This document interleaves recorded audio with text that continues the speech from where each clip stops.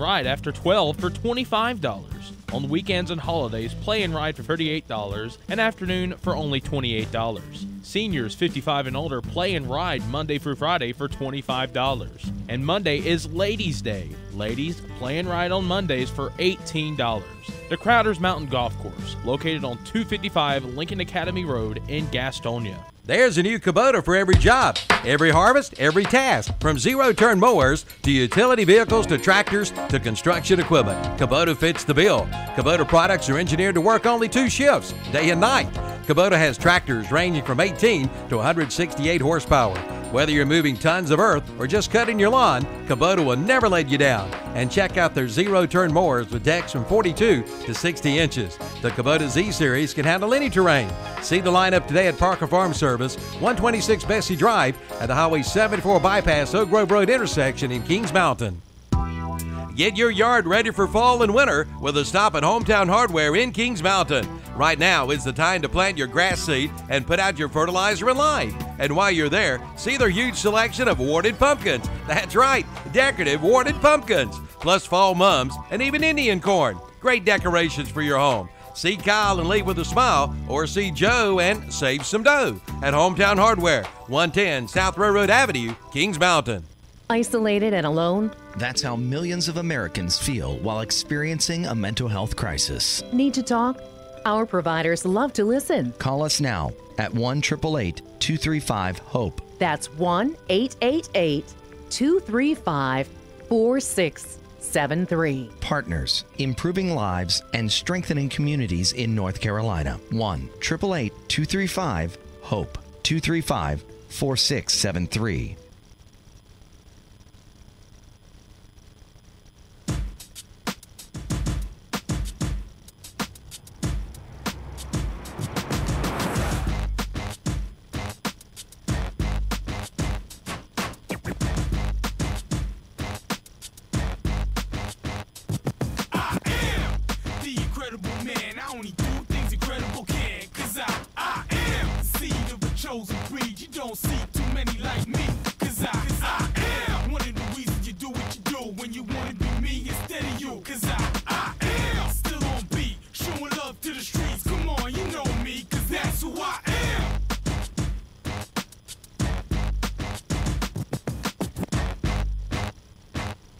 Good morning, Campers Inn, Saturday Sports Talk of Kings Mountain. Kevin Hastings along with Hunter Yancey, Carson Dockery, Terry Reinhardt, and JP will be strolling in here in a little bit to a cold biscuit. We're all eating warm biscuits right now, guys, over in the studio. What you guys eating in there?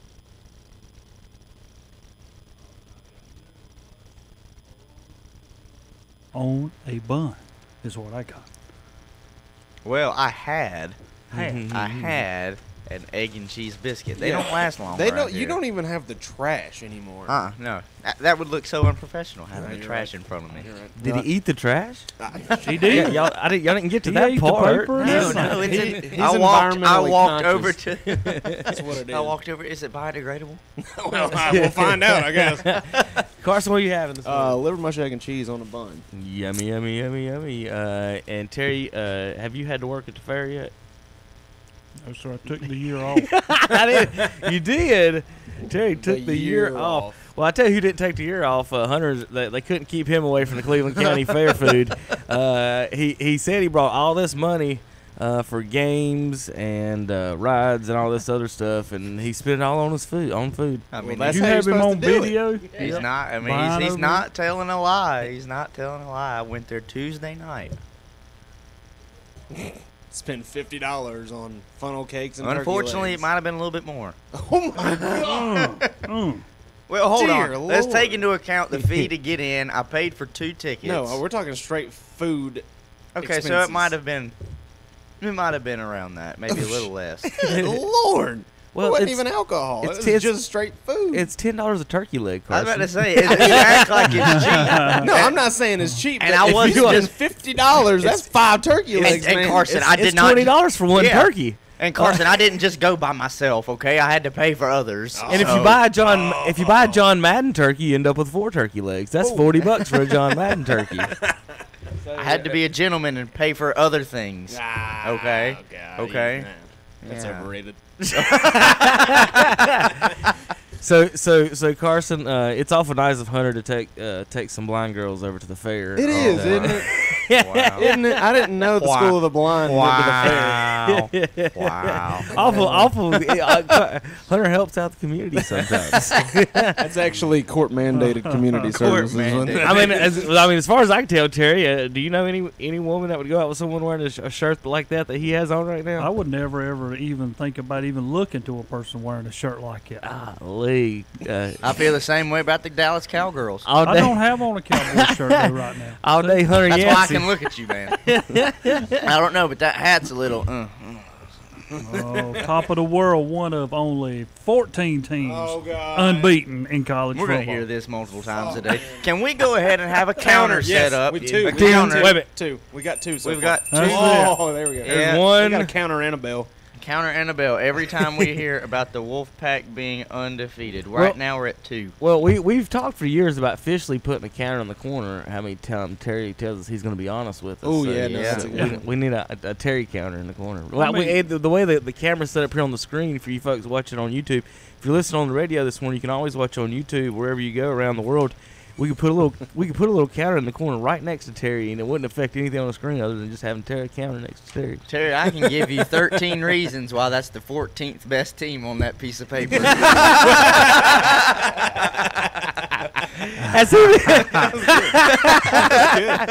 Has he been in there writing down all those 14 teams? No, It's he's got it already printed written. up. Oh, He's God. printed up. Yeah, he's using. He had a Word document. Yeah, He printed it up and brought it in for everybody to see. We're going to pin it up in here. Well, I stumped him guys last night on a high school question. His folder wasn't big enough for my questions. Oh, so man. I was proud of that one, even though it didn't help me at all. But we did game stuff. Guys, let's give the score for last night.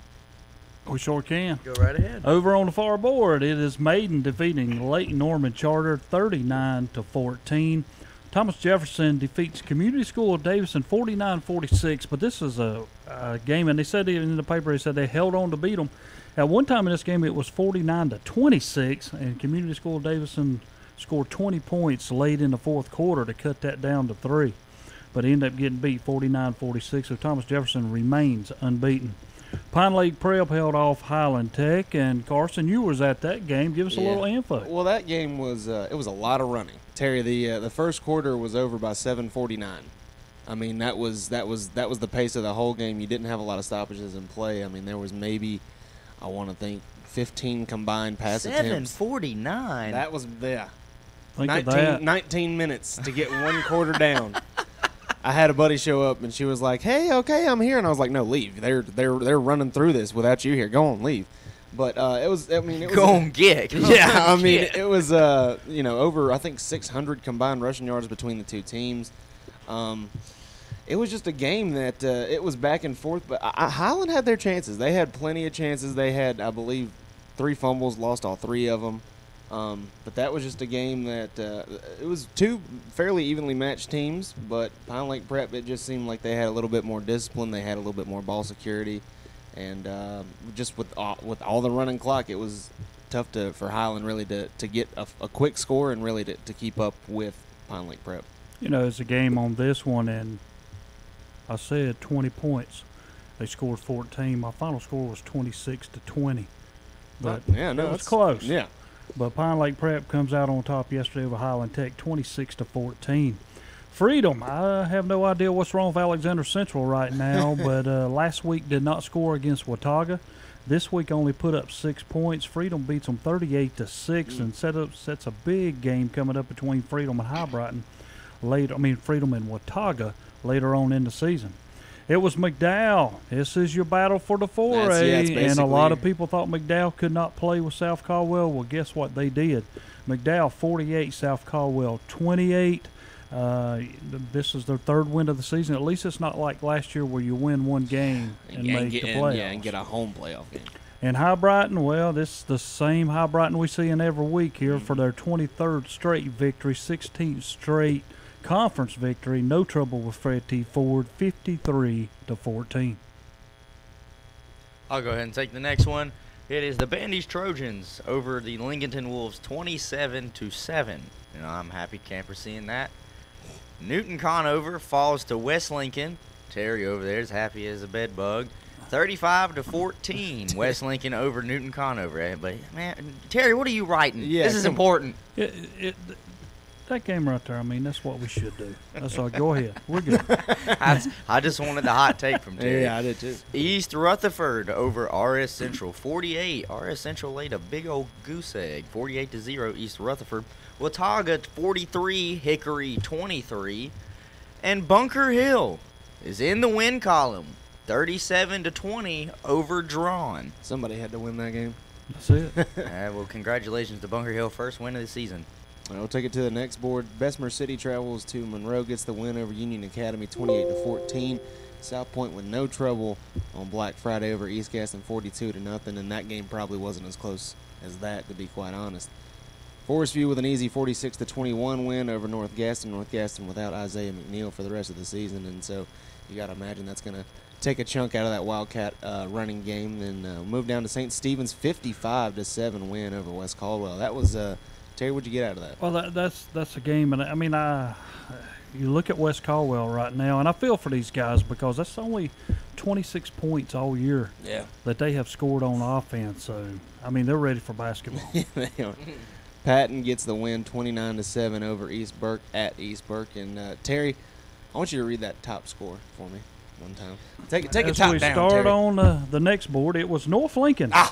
Oh, it's not that game. Oh, North Lincoln defeats East Lincoln 26-14. I don't know what else to say. Terry, Coach your Basil? dyslexia got there. Your dyslexia got right there. It is 24-16. Yeah, 24-16. Close enough. You're right. But I was wanting to get to Coach Basil. I mean, I'm amazed at what he has done. How many people would go into this week and say North Lincoln is 3-0 in the conference? Yeah. And tied with Bandy's for first, you know, because we all predicted, even the coaches predicted Maiden would be the team to beat. Yeah. North Lincoln was down at the bottom of the list Yeah. with West Lincoln. I mean, they're having great years, but what a job Coach Basil's doing. You talking about game manager? Well, not only that, I mean, he's won big games. Yes, he has. I mean, just this year, the North Lincoln East Lincoln game last night. I mean, the win over West. I mean, Technically, he's beaten, 2 out of the 3 rival schools from the same county. Yeah, He's he beaten has. East and West. The only one they haven't played yet is Lincoln. And think of that, he could be county champions. Absolutely, yeah. yeah, he Yeah. really could. Think They're in the of that. driver's seat. And it was Mountain Island Charter, no trouble with Cherryville, 41-7. Shelby, 49. We'll get to this one a little bit later. Shelby 49, Chase 0, 53, 0, and 1. What a series. And it continues. It was Stuart Kramer over Burns, 42-38. This was a game here that I did pick up a few times.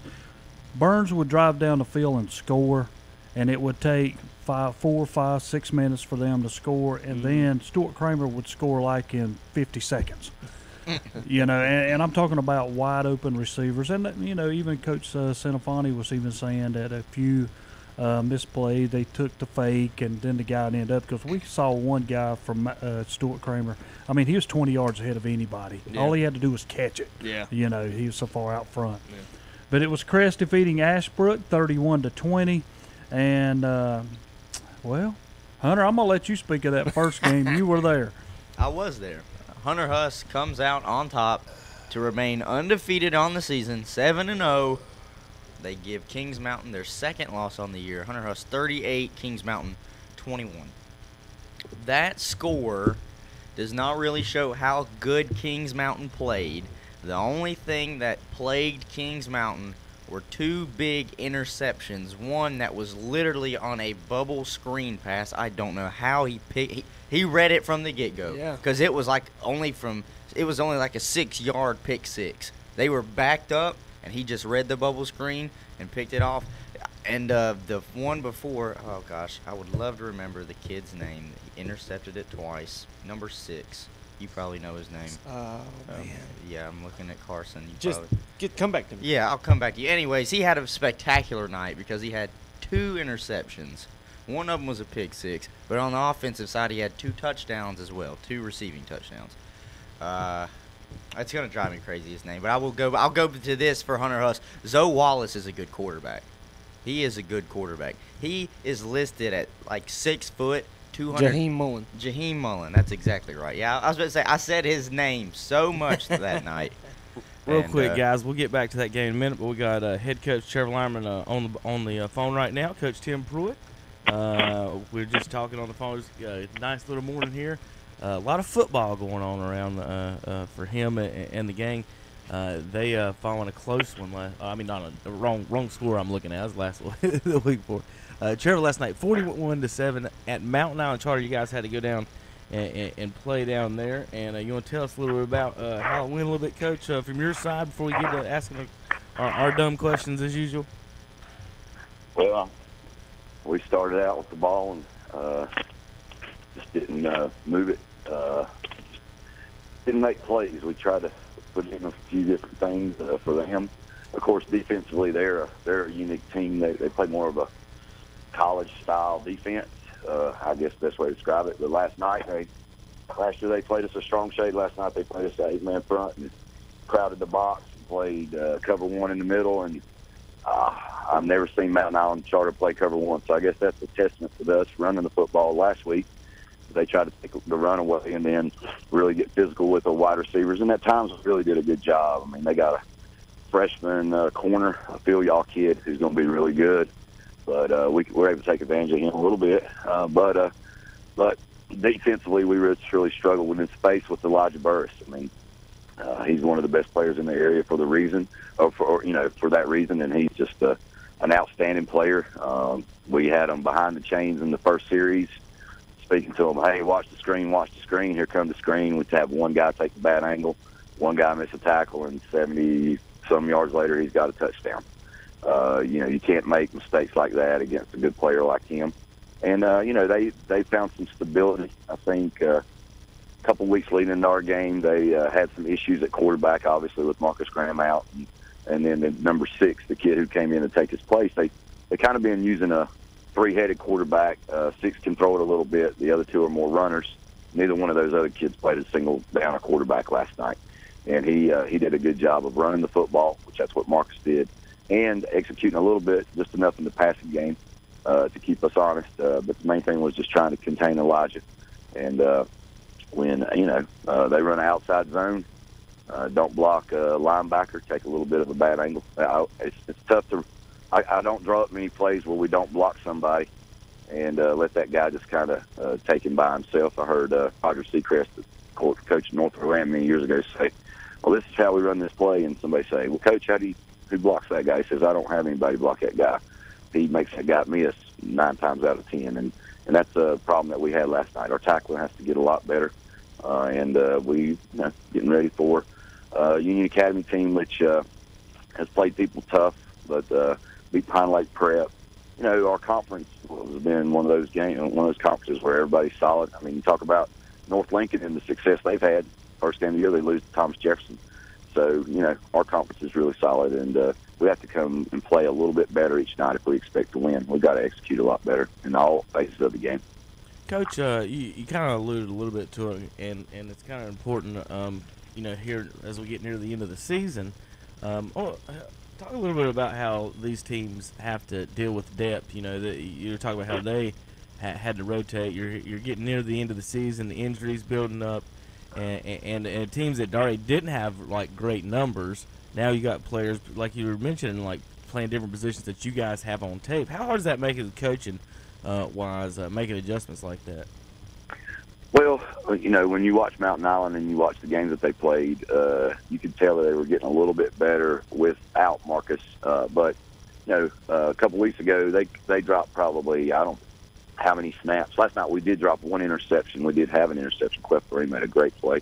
But just seeing those different people in different personnel groups, and of course, at Mountain Island, the Stevens kid plays a little bit both ways. He's a really good player. Number 59 for them. I don't know if he was in their program last year. He was an outstanding linebacker.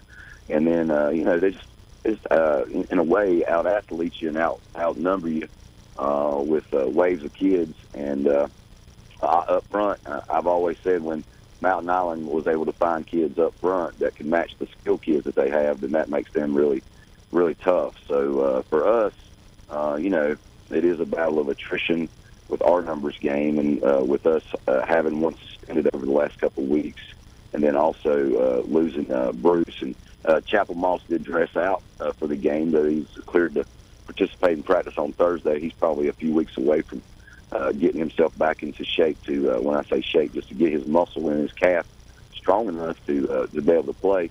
We're excited about the opportunity here in a few weeks of getting some kids back, and I think that makes our team better, and then that'll be something that other people have to prepare for us, because we'll be able to put those guys back in spots where that's going to make our team stronger and give us more depth. So we're patiently waiting for that to occur, but I hate to say we can't take a time out in the season. We have to keep playing games, and we'll get ready for Little Iron night next Friday night, and this is a week for our guys to give back. We want to hopefully have our players at their practices during the week to encourage them to come, and then get them kicking off a big weekend for them next week, where they actually play on Saturday and Sunday, I hate to say.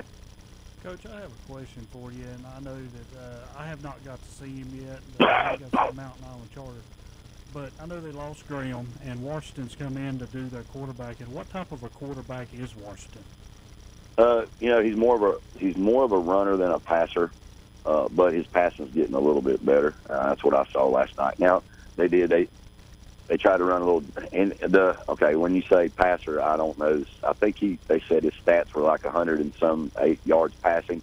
One of them was on a screen pass, and they run the jet sweep, so they don't hand the jet sweep off; they toss it. So any yardage they get on the jet sweep, it becomes passing yardage. So those stats are a little bit deceiving, but he's a good runner. Last night he broke off probably a 53. I think it was a 53-yard run actually when I was looking at it. But he's just a good player, and getting better each week. That's what happens with experience, and it's nice to be able to have that in terms of what they have in terms of their talent level. And for us, we've been working Matt Cain as our backup quarterback. Haven't played him, and Dylan. I mean, other than just a few things, when you're preparing the whole week for 2 high safeties and you get 1 high safety, it takes a little bit to adjust.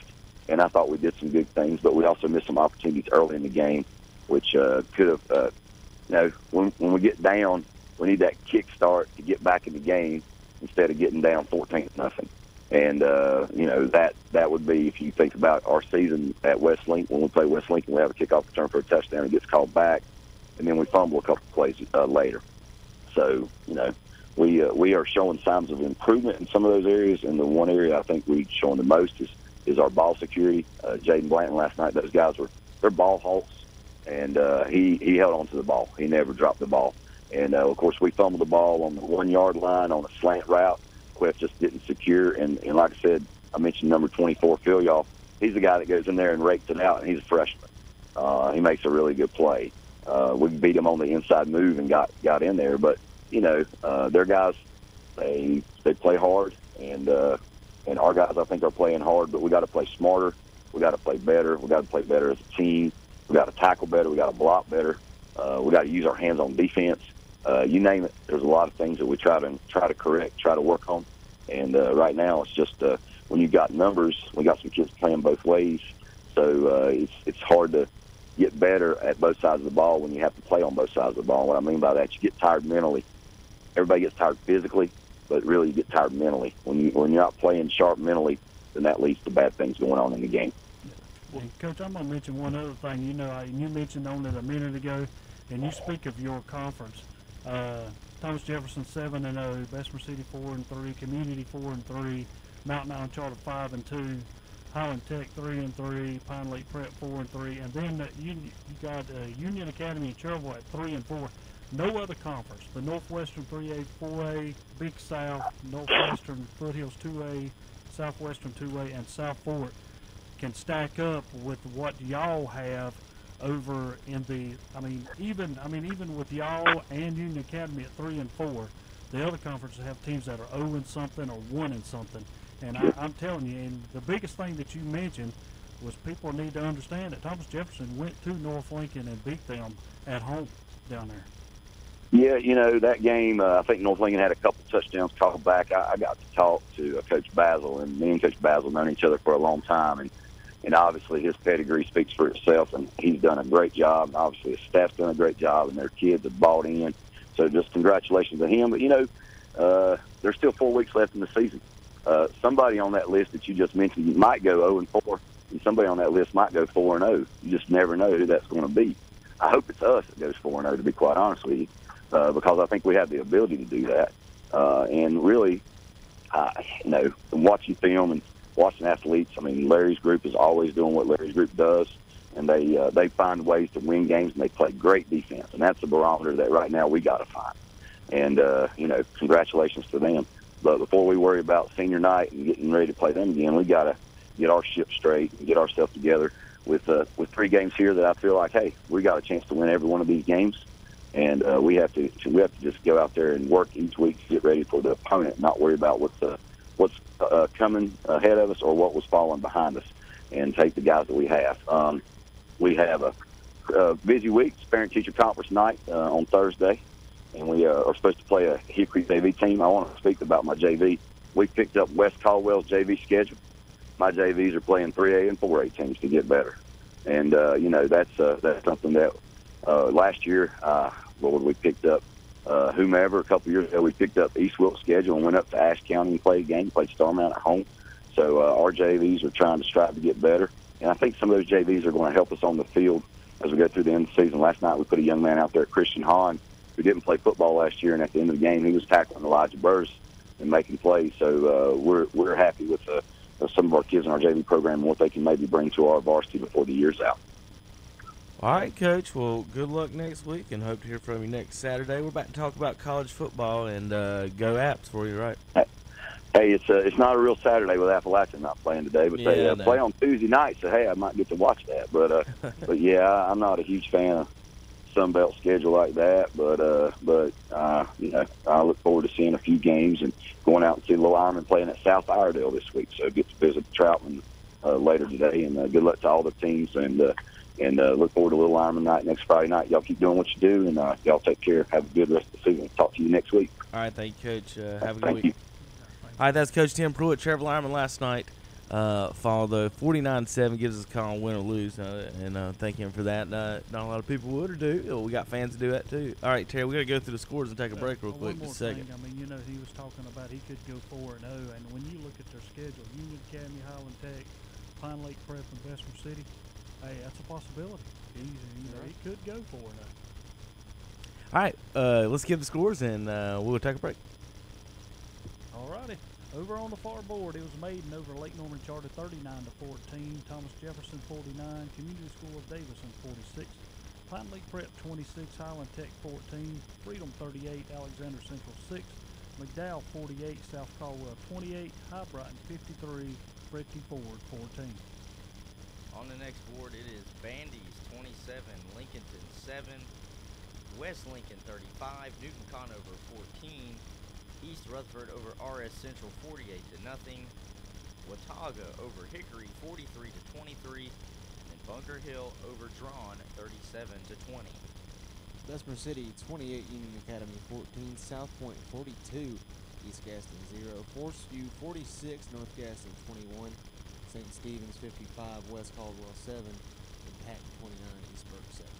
It was North Lincoln 24, East Lincoln 16, Mountain Isle Charter 41, Cherylville 7, Stuart Kramer 42, Burns 38, Crest 31, Ashbrook 20, Kings Mountain 38, Hunter Huss 38, Kings Mountain 21, and it was Shelby over Chase 49-0, running that record out. And guys, I'm gonna mention this as we go to break.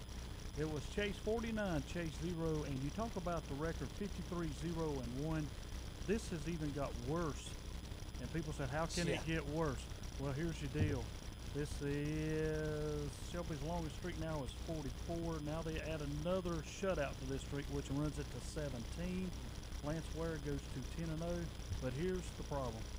Scoring-wise now, Shelby has scored 1871, an average of 34.8. It was 34.3.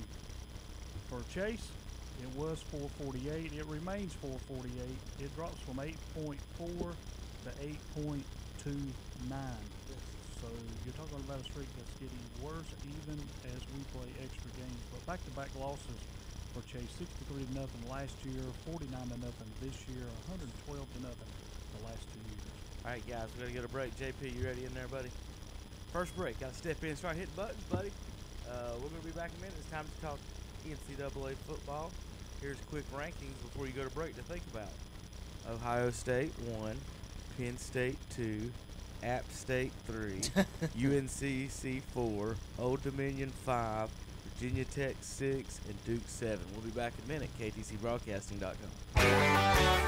Country Gold with Terry Clark. I'm Terry Clark, inviting you to join me this week for Country Gold, where we play all your favorites from the 80s and 90s. Country Go with Terry Clark, Wednesday afternoons at 1 o'clock on Carolina Country WCSL, 92.3 FM, 1590 AM, online at KDCBroadcasting.com.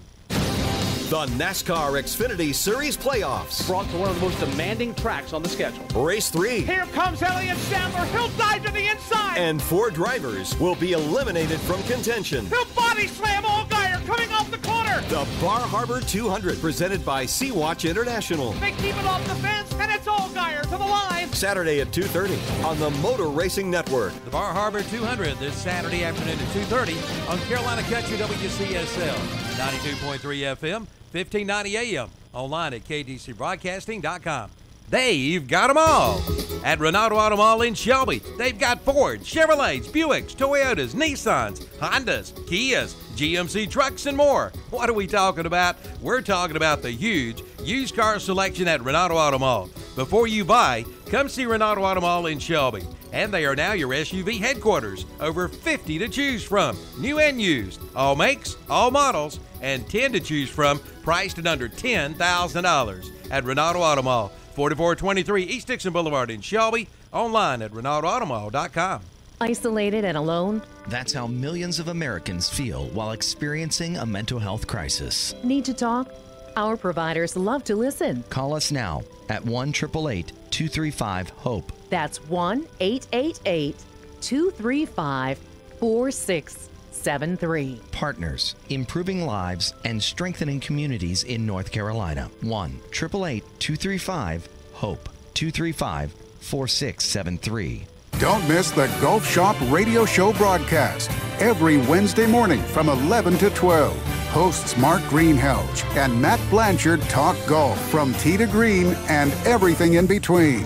Welcome to the Golf Shop. When it comes to carpet cleaning, Walker's Carpet Care has you covered. From carpet cleaning to upholstery cleaning, from tile and ground cleaning to oriental rug cleaning and hardwood floors too. Tracy Walker at Walker's Carpet Cleaning can help with satisfaction guaranteed. And they do residential and commercial cleaning. Call for your free estimate, 704-487-1500, or visit them online at walkercarpetcare.com. And like them on Facebook too, your floors will love it.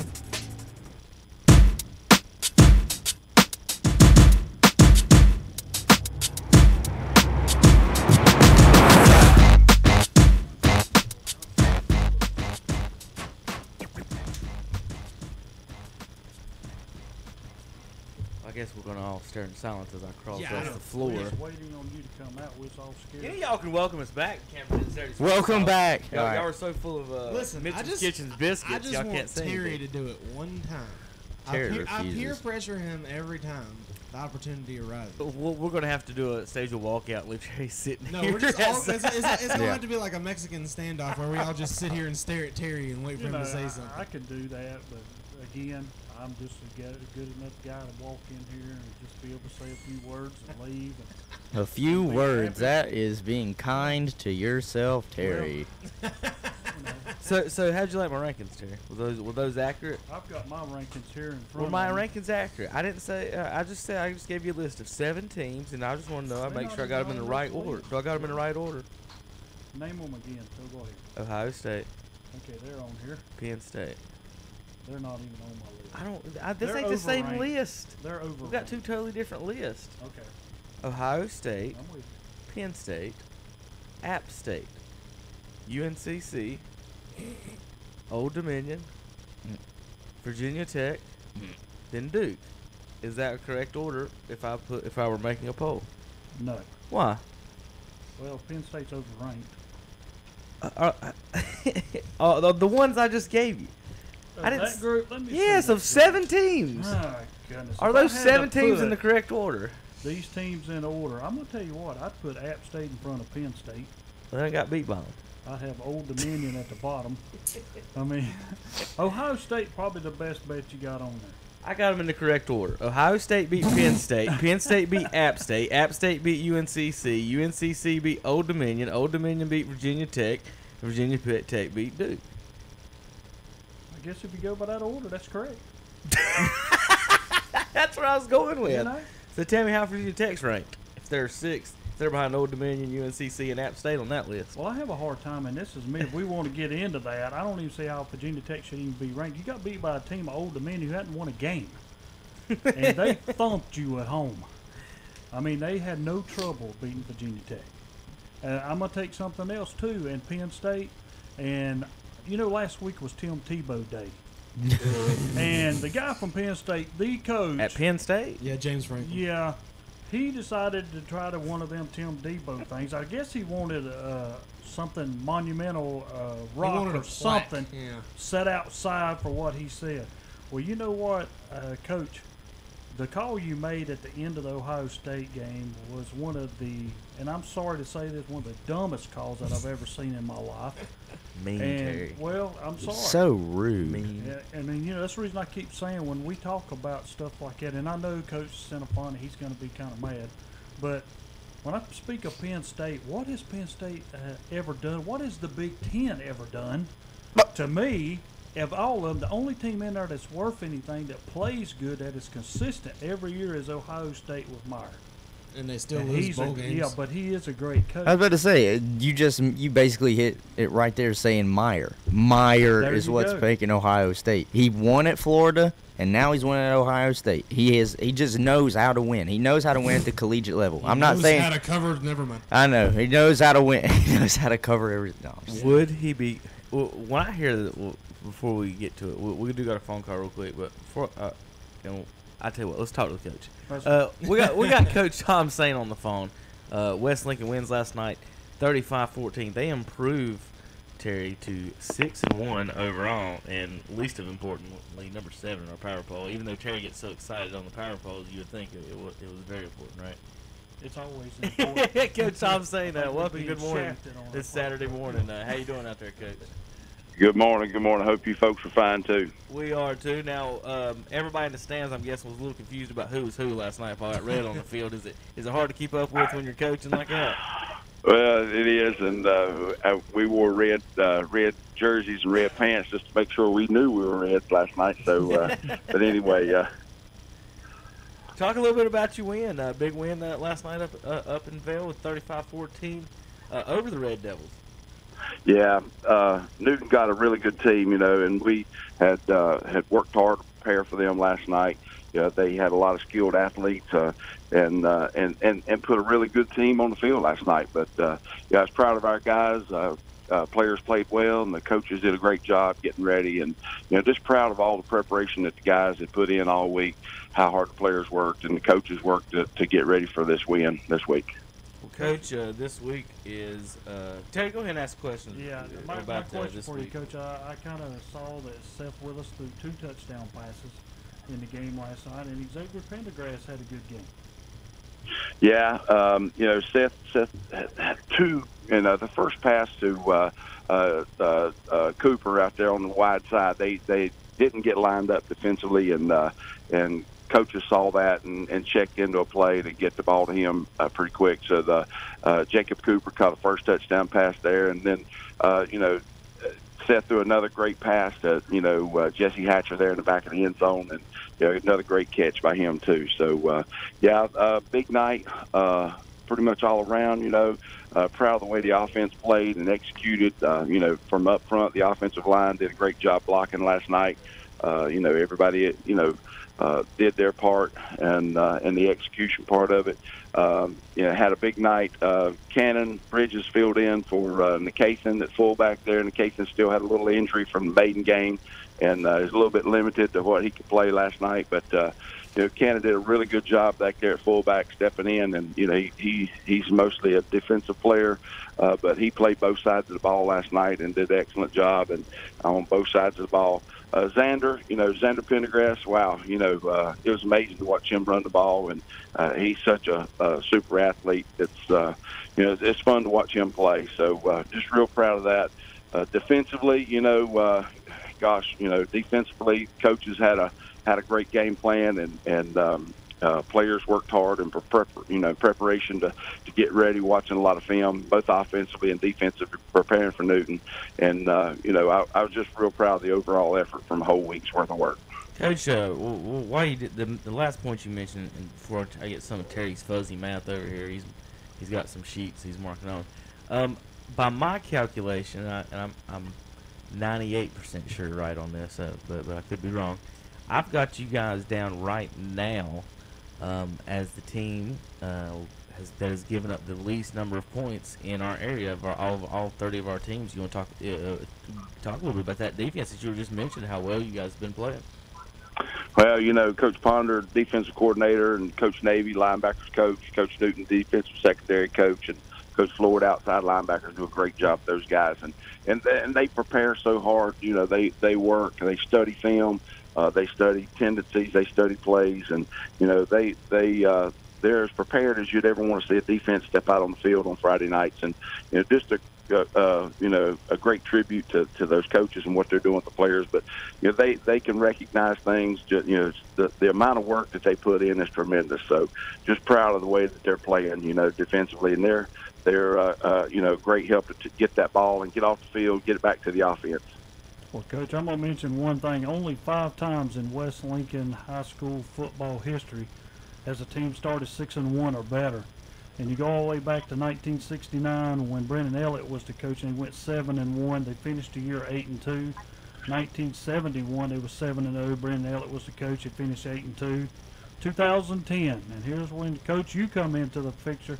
They were 7-1. Y'all finished 8-4 that year. In 2013, y'all were 7-1, finished 7-5, and now you got this squad off to a 6-1 start on the year. And you've got a lot of people say, big game coming up down in Lincoln, in which I guess one of the, and I don't know, we've got that coming up future too, but it's homecoming for Lincoln in next week, and you hope that all the things that they do during the week kind of mess them up, where they overshadow and do not look at the game. They look at other stuff instead of watching about West Lincoln coming to town or preparing for y'all to come to town. That's this big rivalry, and it has been over the years, and I'm sure they'll be excited, and with their homecoming week coming up, we're gonna go back to work on Monday and try to prepare for them just like we do everybody else.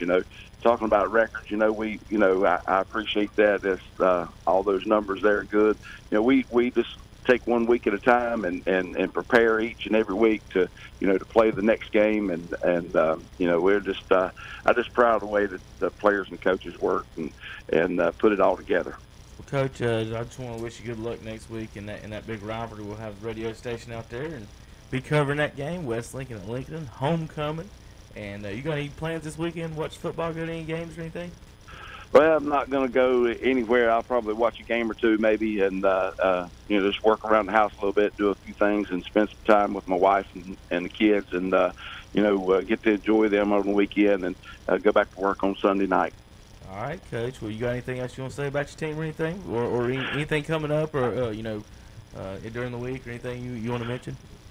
Well, I'm just proud of our program and the administration and Coach Avery, the athletic director, and everything that they do, and I just appreciate all the hard work they put in. There's a lot of people behind the scenes you don't get to see, and those are the most important. I can't name them all, wouldn't be able to name them all, and I'm sure I'd leave a few out if I did, but I do want to thank our crowd. Our fans. We have the best fans in Lincoln County. In my opinion, we always have a good following, and I hope we have a big crowd for Lincoln on Friday night. I'm sure it'll be a big night there, and there'll be a lot of people. So get there early and get you a good seat. And but I do want to thank our fans for what they do for us. All right, Coach. You have a good weekend. You keep Terry straight over there. All right, I'll do. Thank you, fellas. Thank you, Coach. That's Coach bye-bye. Tom saying Rebels win last night 35-14. And Terry, you wouldn't put any pressure on anybody, would you? Do you just sit over there with your notebook and read out stats and records, Coach saying, just kind of? No, it's nothing like that. Coach, I mean, let me tell you something. About 3 years ago, you were 6-1. Well, Terry just pulls his book out. You know, it's stuff that you take into your locker room. It's stuff that you tell your kids. I mean, you know, hey, you have an opportunity here to be better. This is what can happen. You are now one of the top 5 teams that's ever been at West Lincoln to start this early. Isn't it hard to let the kids know, or just not even kids, like college and NFL teams, in any sport really, last year's team and last year's, or 10 years ago, don't have anything to do with this next game or this year's team, does it? No, it does not. But the only reason with this one is when I look back at this and I think of how they started, Brendan Elliott's all-time winningest coach at West Lincoln. He did it twice. Coach Sane is the number 2 winningest coach at West Lincoln, and he's on his 3rd time of being this good, you know. And, I mean, history means a lot to some people. I like history, you know, but, hey, he does a great job, even everybody else on the squad. But, you know, he mentioned one thing, and I'm glad he did. Think about all the people who are at ball games, who are taking tickets, who are doing concessions. Think about your band. Think about your cheerleaders. These people put in a lot of work, too, just like these football players do, to be there to support their team. And then he mentioned all the fans. Hey, you know, without all that going together, hey, why would you go to a football game? It's everything together. All right, guys, let's get back real quick for our next break. Let's go down the schedule. College football today, top 25 games. Y'all ready to pick some games? Yes, Pick'ems. I got the dude. I got the 14 paper. teams I got here. the paper. Oh, all right. Number 1, Roll Tide. This is gonna at be across the board. Suey. Alabama. Or I just say that backwards. Just said Pig Suey. Yeah, you gotta work on that inflection, man. Yeah. Yeah, Bama. Yeah, Bama. That's kind of an easy one. Number 19, the Longhorns in the Red River rivalry. At number 7, Oklahoma. I gotta go Oklahoma, man. Kyler Murray he's too good. I mean, I know Texas is coming off a good couple wins over SC and TCU. One unbeaten team falls. Oklahoma goes down. Terry's taking Texas. I'm taking Oklahoma. I think Oklahoma's got too much firepower, but Texas is on the rise underneath Herman. Texas is on the rise underneath Herman. Rock Chalk Jayhawk takes the country roads into West Virginia at number 9. West Virginia. Yeah, West Virginia just got lucky and got postponed against State, so they remain in the top 10. Is that how you break that game down, Terry? Yes. Take me home, country roads. West Terrapins in Ann Arbor today. Number 15, Michigan. I mean, you've How seen can Michigan be ranked this high? I don't understand how they're ranked at all. But I mean, It's the Harbaugh effect. Maryland they beat Texas. They beat them this year. They beat them 2 years in a row. But in Michigan, I got to go Michigan. I'm going to take Michigan also. Absolutely, I'm right there with you. The Purple Wildcats go into Michigan State this week, number 20 in Lansing. Michigan State. Yeah. If it was vice versa, I might take Northwestern, but I am taking Michigan State. That's how I feel. See what Carson says about this. I'm throwing a wild card at you guys. Mm-hmm. The Tulane Fighting Gumbies at Cincinnati. I'm taking Cincinnati because let me tell you something. We're on to Cincinnati. Okay, I'm taking Cincinnati. Yeah, I'll go Cincy. While we're talking about Cincinnati, real quick, Panthers and Bengals. Shouldn't they have Shouldn't there have been a trophy out there that said the Queen City Champions or something? Or Big Cat Trophy. The Big Cat Trophy. There you go. Both of them are the Queen Cities. They're both the Cats. Well, one of them is actually named after a queen. They're both 0-2 in the Super Bowl. A lot of similarities. Let's see. Back to our poll. We're not going to do this one, but Eastern versus Western Michigan. Don't write that one down. I just like saying those games like that. East Michigan. Boston College at the Wolfpack. Number 23, NC State. Is it at NC State? Yeah, that's huge. I'm gonna go State just because it's at NC State. I'm guessing Brett Pasco's already on his way out that way. If it's at NC State, Boston leads this series 9-6. It's gonna be 10-6. And I hope not. I know you hope not. Playing at Boston College, I would have took Boston College. Expect the guy in the Redskins jersey to pick the team with the ugly jersey. I just think. Look, people are sleeping on Boston College. Boston College has got a good football team, and I think this is going to be the hardest test defensively NC State's seen all year since they didn't get to play West Virginia. I think this could be, unfortunately, everybody has a slip game. This has like how Clemson was last week against Syracuse. This could be it might be a lot closer than necessary. But I'm gonna take Boston College. Oh, I agree. It's going to be close. Yeah. I mean, because Boston College always plays state tough. But I think the biggest difference in this game will be Ryan Finley. Yeah. Finley is a senior quarterback. He's been there. He's seen it, and I think he'll make the difference. You can get a ticket right now, folks. Still 1,200 tickets available for $21 if you want to go see that. Number 4, Clemson visits Sage Surratt in Wake Forest. Spoke to a Clemson guy this morning. He said, this is no trouble. He said Clemson never has any trouble when they go to Wake Forest. Yeah, State does have trouble going to Wake Forest. Yeah. He told me they did not, so I'm taking Clemson. I just hope Justin Foster don't destroy Sage on a Carson, are you even going to answer? Oh, I said Clemson. Yeah. Number 5. You ain't got to say. I would just guess and probably be right. No, yeah. Number 5, the LSU Tigers go into the swamp to visit the Gators. I'm taking LSU. LAU. And it's not because they're ranked higher. I think LSU has got something building right now. I think Orgeron's got them bought in. I think not just that. I'm not sold on Florida, to be quite honest. The only thing that would make me question this is the fact that it's in, like he said, it's in the swamp. Yeah, and Florida, and that's how it is everywhere. A team that has the home field advantage in college sports in general, especially SEC. Yes. And here we are again. Can you put your back into elite mode? If Florida wins this game, they'll probably jump up to number 10 in the poll. LSU will fall, but I'm going to take Florida. Ooh. Okay. So last night, Larry Fedora's Flying Adventures landed in Charlotte trying to convince Sun Florida Valley. State commit to change to the Tar Heels. Yeah. Carson doesn't see that. We're how Chaz feels about that one. Yeah. Doesn't really. I just wish Fedora would play one quarterback and That's let it. it go. Really, just stick. I don't care For if one- it. for I don't. not even- I not don't even all care if it's season. Chaz. Not. Just one play it, game. Yeah. Yeah. One game exactly. Wasn't Charlotte Cabot playing Sun Valley? But he Yeah. was there to see the Sun Valley quarterback. Yeah, that's what it was. That's what everything said. He was there to try to convince him to Said, go. hey man, can you come and save my job? Hey. Listen, man, I might not be there next year, But the Seminoles will visit the Hurricanes, number 17, Miami, in Miami. Now I'm taking the Canes. yeah, Florida State's just not. They're not up to par this year. The Cyclones of Iowa State visit the Cowboys of Oklahoma State, number 25. Hey, Terry, Oklahoma. never sleep on Iowa State. I was about to say. They're on Don't the road. sleep on They'll Iowa not show up. If they was playing at home, I would have took them. I don't trust. I don't trust Mike Gundy. I'm doing it. I'm taking Iowa State. Carson. Go ahead, Carson. Take them. You have no money on this. I was about to say it's we not- ain't, that- we ain't betting. That makes it worse almost. I'll go Oklahoma State. Ah, I think you it'll be fail. close. I think it'll be close. You I fail. think Iowa State We're will gonna lose. we're gonna pick these next 4 games. Do not write these down. These are for fun. Okay. My Oh, we roommate gotta have my them, roommate too. was from Ohio, and then this is for Tom too, because I've heard enough about all these teams in college. They're just burnt in my mind. Ohio at Kent State. Ohio. I'm going Golden- Kent State. Golden Flashes. I'm baby. going Ohio, or Cameron Grove Jalen goes there. Miami of Ohio at Akron.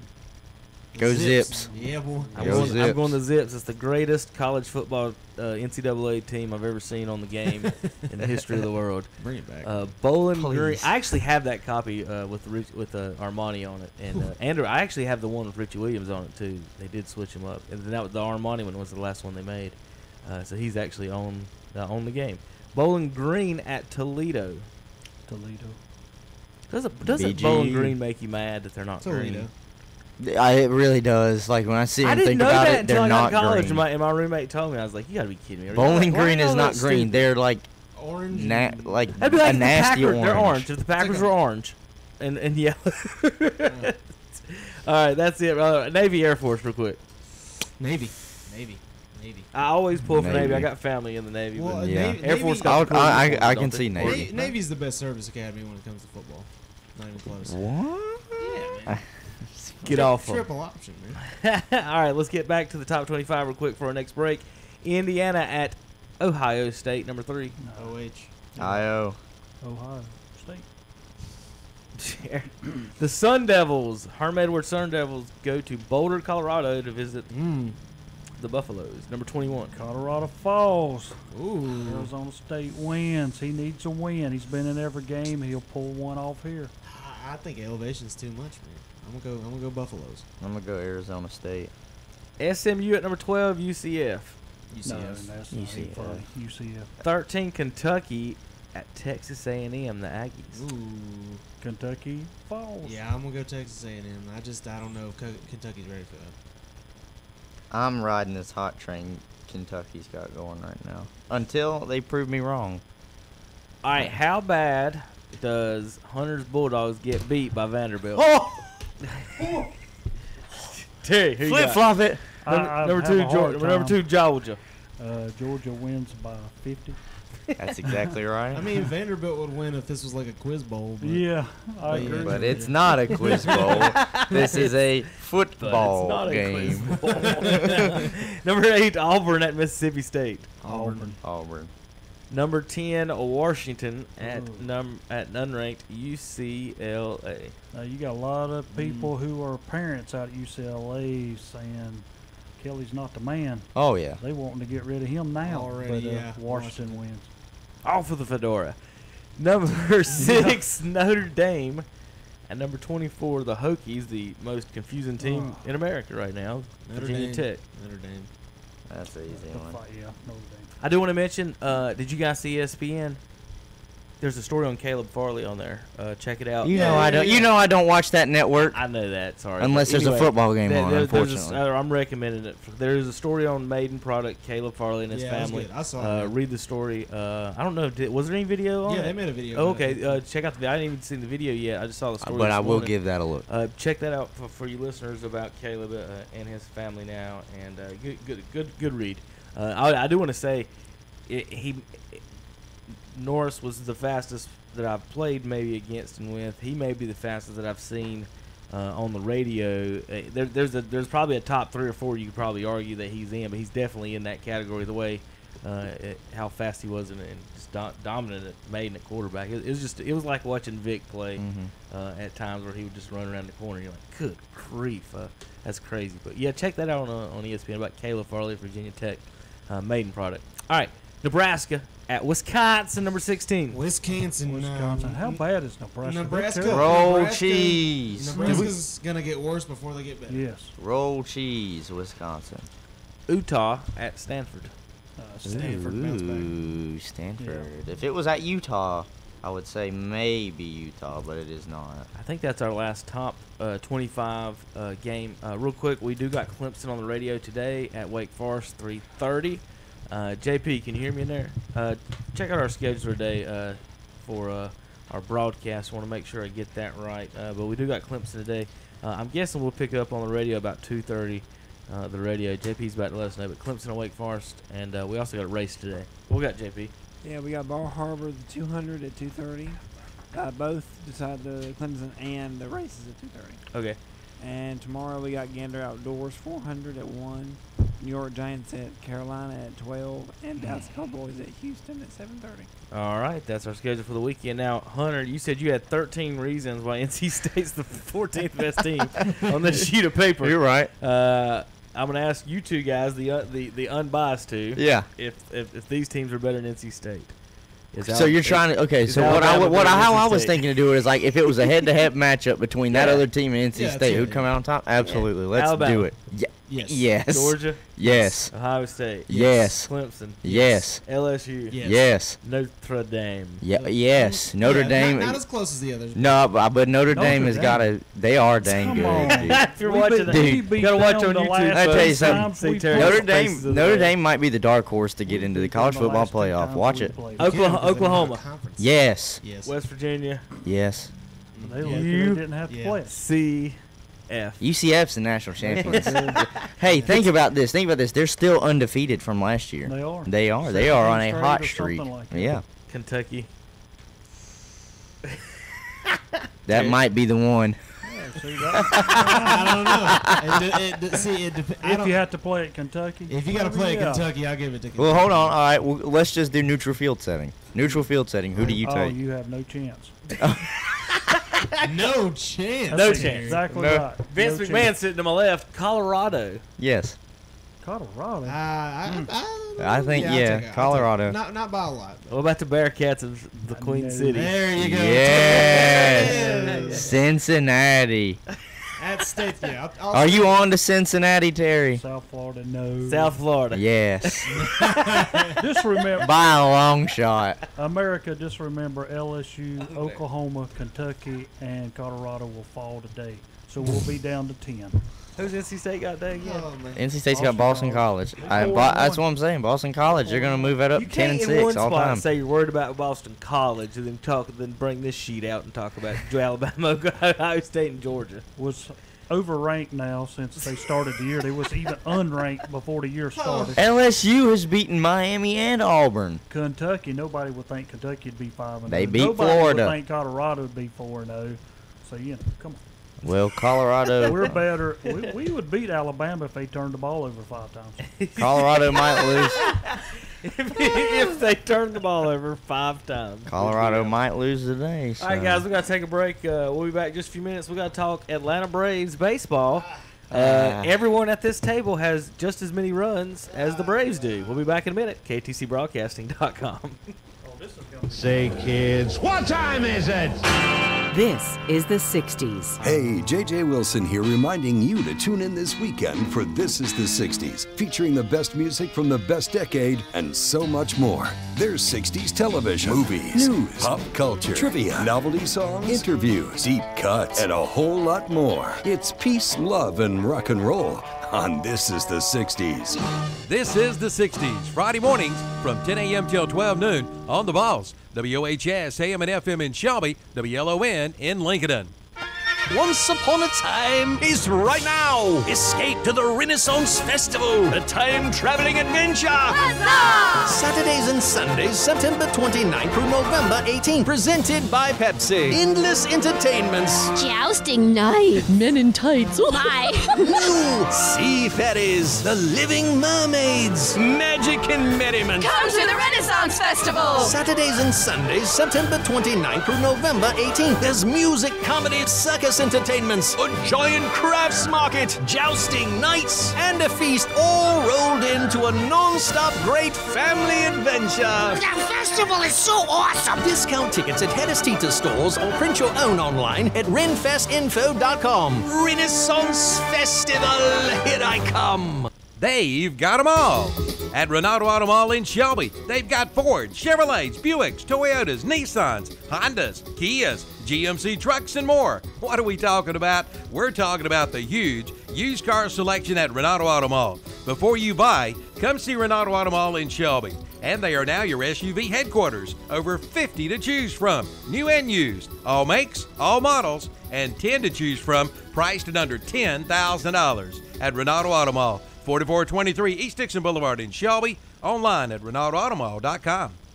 The Monster Energy NASCAR Cup Series playoffs. This time here at the Dover International Speedway. Race 4.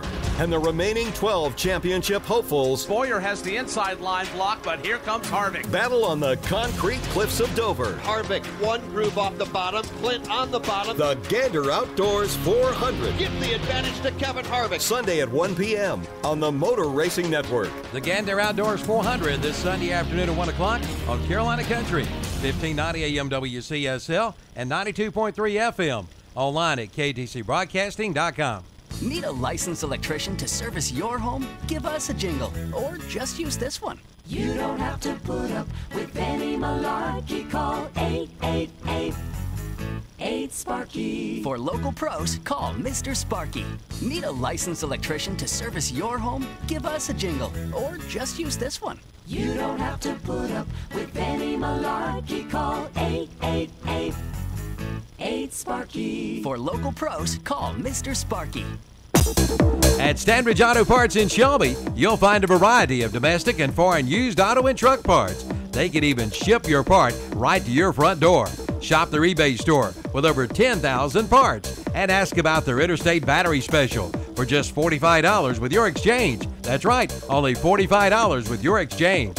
Visit the website for more information at StandridgeAuto.com. Standridge Auto Parts, 1521 Sulphur Springs Road in Shelby, serving this area since 1972.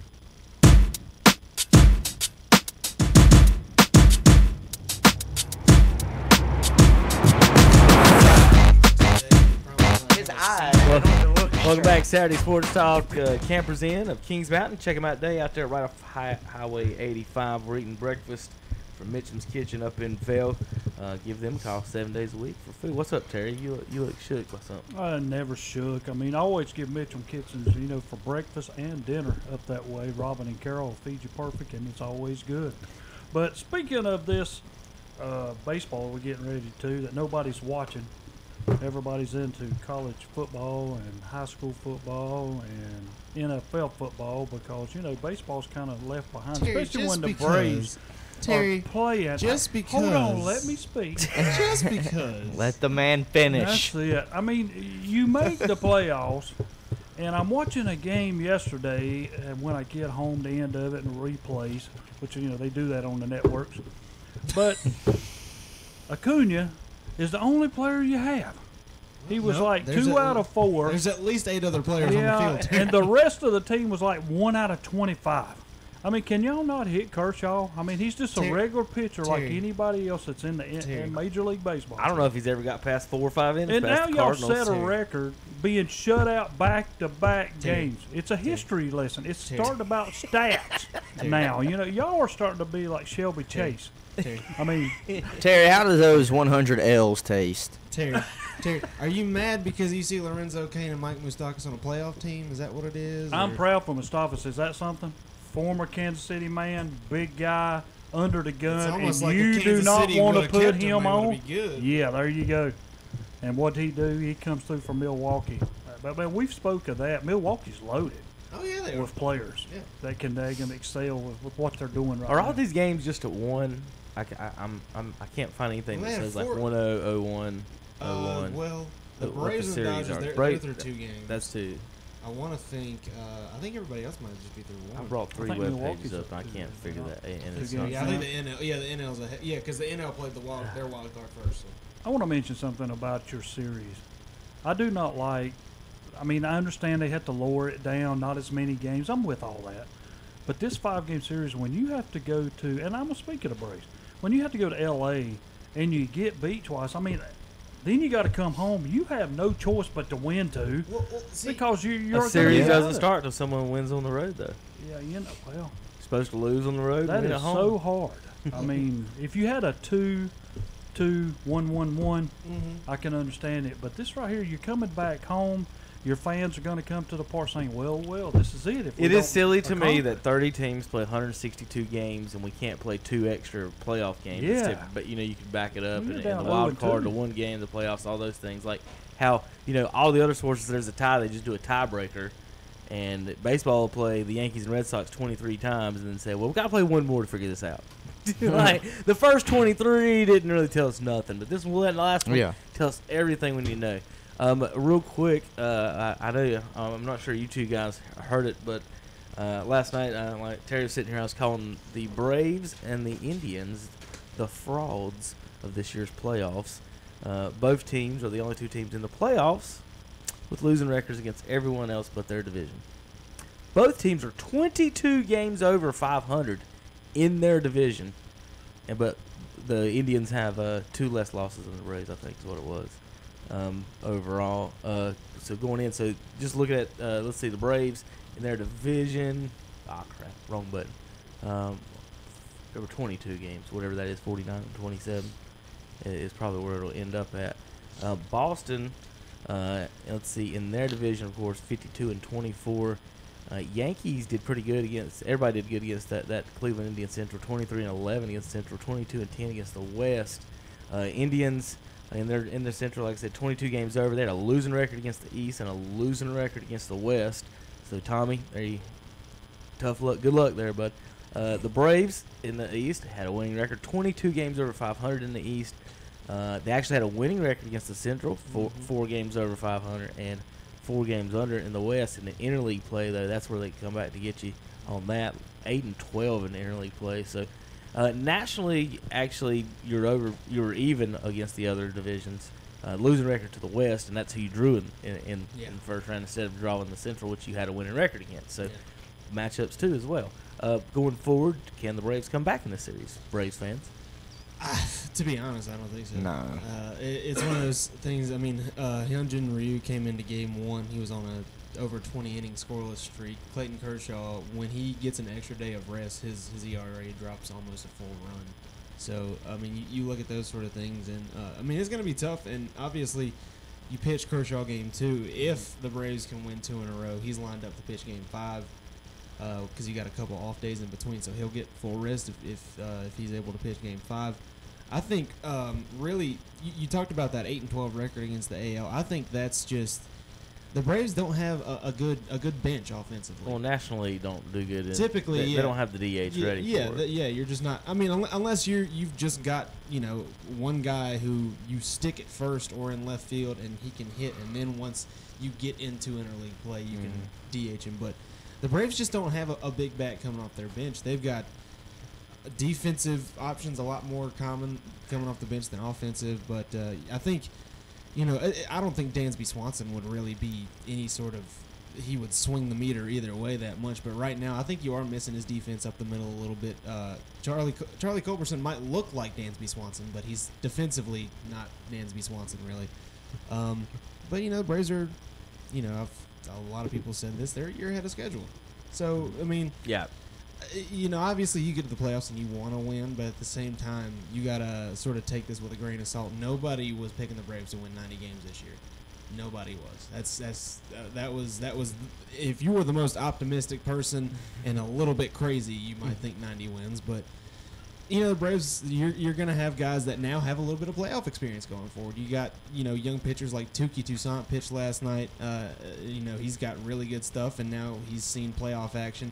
I think that'll help you long term, but right now it's. The Dodgers are just $100 million better than the Braves. That's just the way it is. I mean, the Braves are owned by Liberty Media Group. They're not owned by Magic Johnson and 4 other billionaires who want to throw money on a winning team. Liberty Media Group, they give you a set budget at the beginning of the year, and they are out to make money. And that's just the way it is. Well, of course, Dodgers make way more money out in L.A. than the Braves can, and out where they're at, and it is L.A. And like I said, you got Magic and everybody out there. And I told you guys coming into the series, don't expect your ace to come in and win every game. Foltzy gave a couple homers. And that's what I thought. Early. Yeah, the fact that it was early, I knew. Foltzy's a guy. If he goes through your lineup one time pretty well, he's going to build confidence, and he's a guy that builds off that confidence. You talked about it. He got rocked a little bit early, and that just. He's not a guy who's really able to bounce back. If he starts hot, he's gonna keep going. Yep. But if he runs into trouble early, it'll be tough. Real quick before Hunter gets into it, or Terry might have a question. As far as Kershaw goes, y'all might not have to see him again, but if you do, the way the Cardinals have beat him in the past, the first time through the lineup, he usually mows through. First couple times, it's that third time. But what the Cardinals have done in the past, while he is mowing you down and make you chop balls in the ground, is that they take a ton of pitches against Kershaw in the first time through, and then the second time through, they do a lot of first pitch swinging on him the second time through because he tries to get that early fastball in there, and they do that. So that's something to look for. Maybe you want to change the strategy in Game 5, but you got to win 2 games before you can get to that. You're talking about that pitch count. Kershaw threw 20 pitches through the first 2 innings. In his first at bat, he saw 8 pitches. Kershaw. Yeah, and I was going to speak of that because I know they show different aspects of the game, and one inning he hit those 6 pitches, he is out of the inning. Next inning, 9 pitches out of the inning. I mean, when you're going up there swinging away, and don't get me wrong, and I'm pulling for Atlanta because I don't like the Dodgers. But, at least you're honest. Yeah. But when I sit back and I look at the game, I think y'all said it's a year ahead of schedule. You got a bunch of young guys. This is especially new for young them. pitchers. This is everybody's watching. I just think it's really overtook these guys a little bit that they're young. And everything I heard they had to go to L.A. I was about to say L.A. A veteran team Dodgers. If they're in Milwaukee or Colorado, think about the lights, the press are in L.A. right now for this playoff matchup. And there's a lot of I'm not saying all that affects them or whatever. That'd be taking something away from the Dodgers. But in the end, Terry might be right a little bit about that. Hunter? Yeah, basically, I mean, you touched on everything I was going to say. When it comes to Atlanta, I think this is the classic case of youth is showing. The youth is showing. They haven't been here before. The Atlanta Braves, it's been since what? I think someone said 2013. Yeah, since 2013 that they've been there. Even Freeman hasn't seen this. Yeah. And he's one of the more veteran players that is for the Braves. How many players on the Braves have been in a playoff? Freddie Freeman was one. I think that was just that 2013. I mean, with the Braves, just total. Kevin Gossman made it with the Orioles a couple years ago, but I mean, guys that were with him were with the Braves the last time. I'm pretty sure it's just Freddie Freeman. Yeah, I think he's the only one. I didn't think it was in the lot in general. It's not. No, it's not. It's really not. That's what I'm saying. Like, so this is new to them. It hurts that they have to travel all the way to the West Coast to play. Yeah. Now they'll have to travel all the way back to the East Coast. Now they got to deal with Atlanta traffic trying to get to the game. Hey, man, it's no, it's not as bad now. I went out to the stadium. I was about to say it's not as bad now. But this is the classic because, let me say, I was listening to a podcast. I don't remember which podcast it was, but they had a gentleman on there, and he was going through the matchups that were happening in the playoffs right now. And he said the only thing for the Braves is their youth. He said they got a high-powered offense. Their pitching staff might be a little shaky. He said, but it's just the youth because they haven't been here before. And you're going against a Dodgers team who was there last year and has been here years prior, and they've been able to keep a lot of their core players. Yeah. Then some of their young players are studs too, like Dellinger. So Bellinger, yeah, and it, and you know what Kershaw's going to do. So the thing other than that I would say for the Braves that they need to, they need to just embrace the moment. They need to come out swinging. The moment. That's what they need to do. Scored a run. I mean, you better not get shut out. Come out swinging. And they just need to embrace the moment against the Dodgers. They just need to embrace the moment. Go out there and don't overthink it. Don't overthink it. You just got to go out there and play ball like it. And this is another thing that I think people don't take into consideration as well. As good of a season as Atlanta has had, it is now October. And playoff baseball is a different kind of baseball. You might, say they may have beaten Los Angeles. I don't remember if they did or not during the regular season.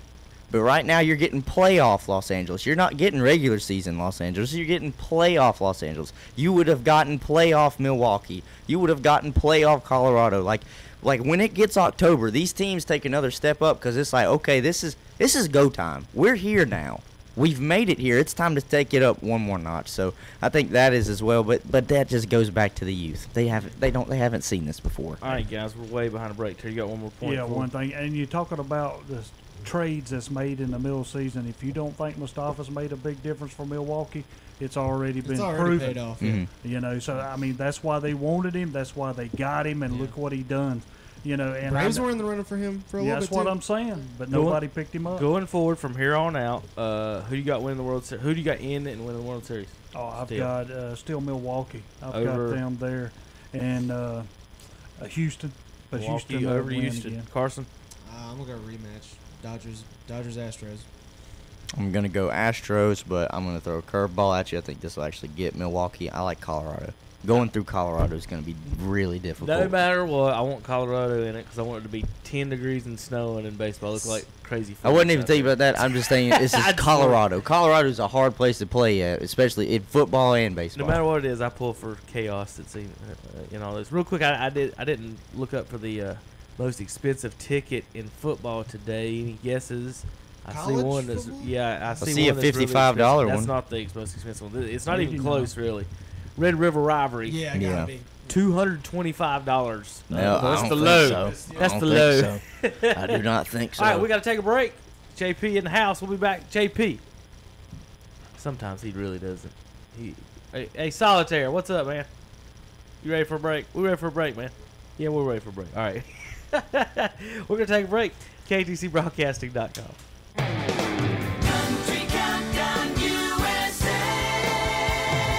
I'm Lon Helton, inviting you to join me as I count down the week's top 30 country hits with Tim McGraw, who had a rare summer vacation. My wife was so gracious since we had been on tour together for 2 years. She said, why don't you go take a trip with some guys? So I took a bunch of guys and we went spearfishing for 8 days. That's Tim McGraw this week on Country Countdown USA. Country Countdown USA with Lon Helton, Wednesday afternoons at 1 o'clock on Carolina Country, 92.3 FM, 1590 AM, WCSL. Online at ktcbroadcasting.com.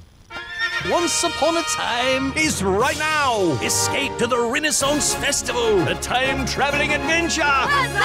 Saturdays and Sundays, September 29th through November 18th. Presented by Pepsi. Endless entertainments. Jousting night. Men in tights. Oh my. New sea fairies. The living mermaids. Magic and merriment. Come to the Renaissance Festival. Saturdays and Sundays, September 29th through November 18th. There's music, comedy, circus entertainments, a giant crafts market, jousting nights, and a feast, all rolled into a non-stop great family adventure. The festival is so awesome. Discount tickets at Hedestita stores or print your own online at renfestinfo.com. Renaissance Festival, here I come.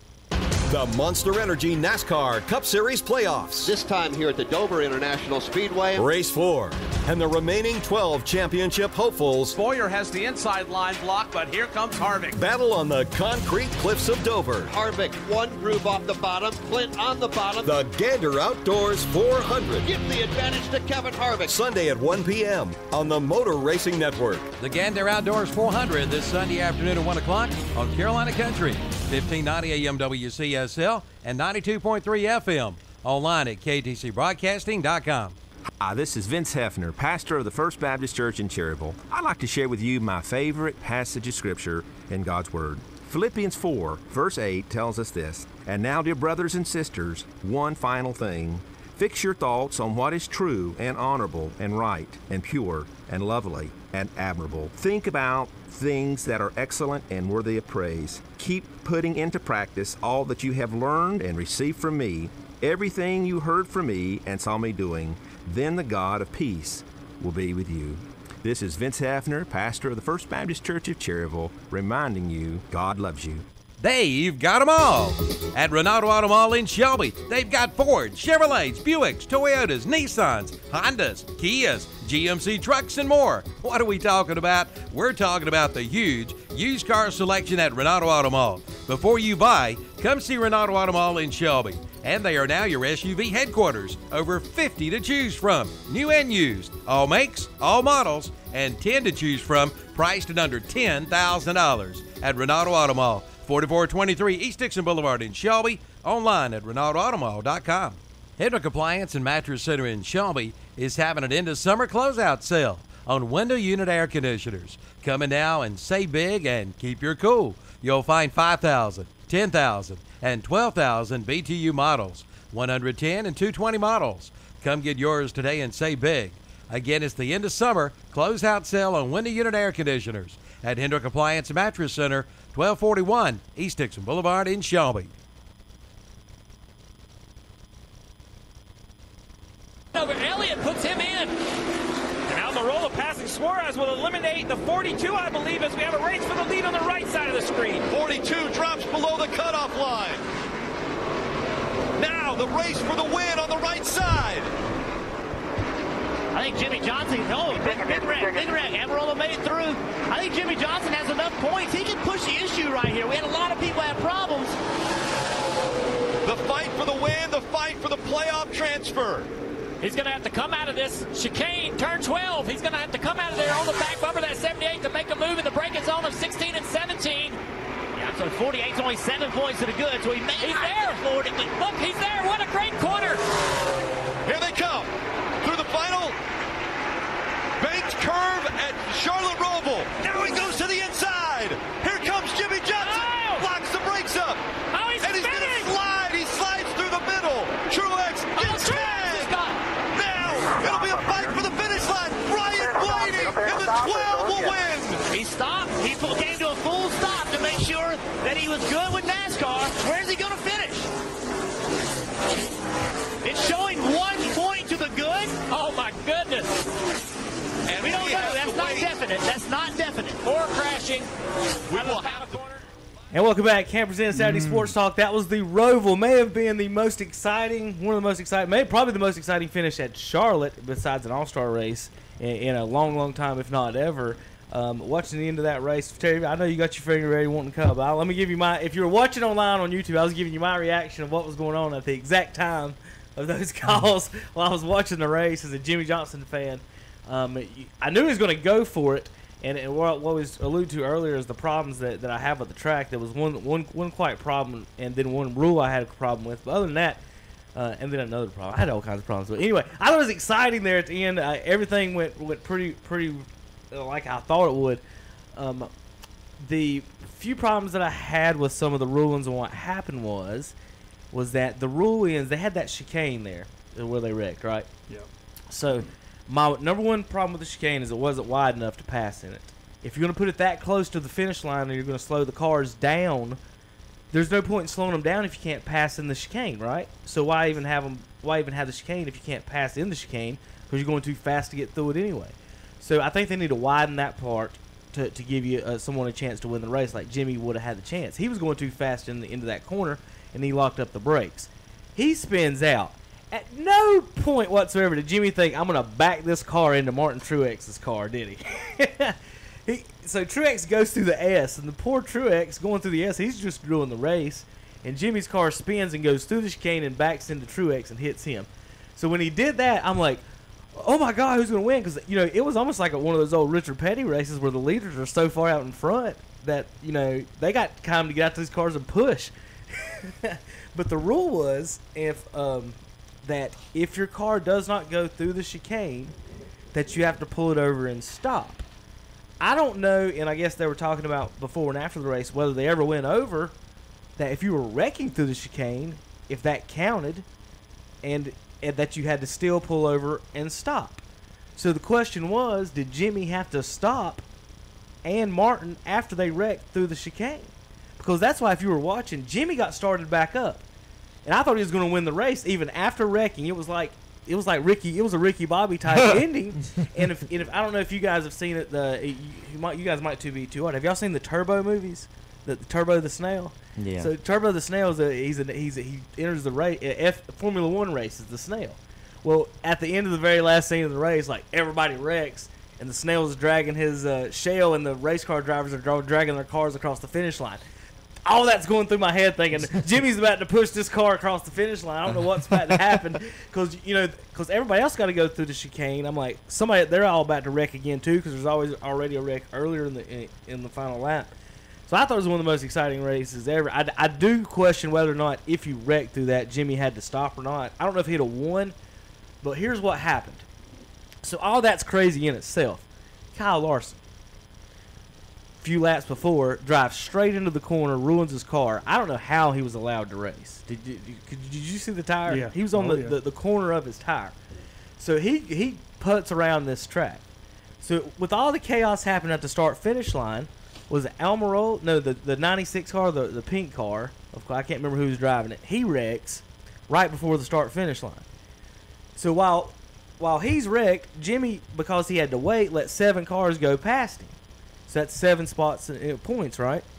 Well, while that's happening, here comes Kyle Larson around the back corner, putting around, put on his 3 wheels, gets all the way around, but when he comes through the chicane, that pink car gets started up. Larson creaks on by him by about 2 car lengths. That final spot gave Larson a 3-way tie with Jimmy. Jimmy lost the 3-way tie.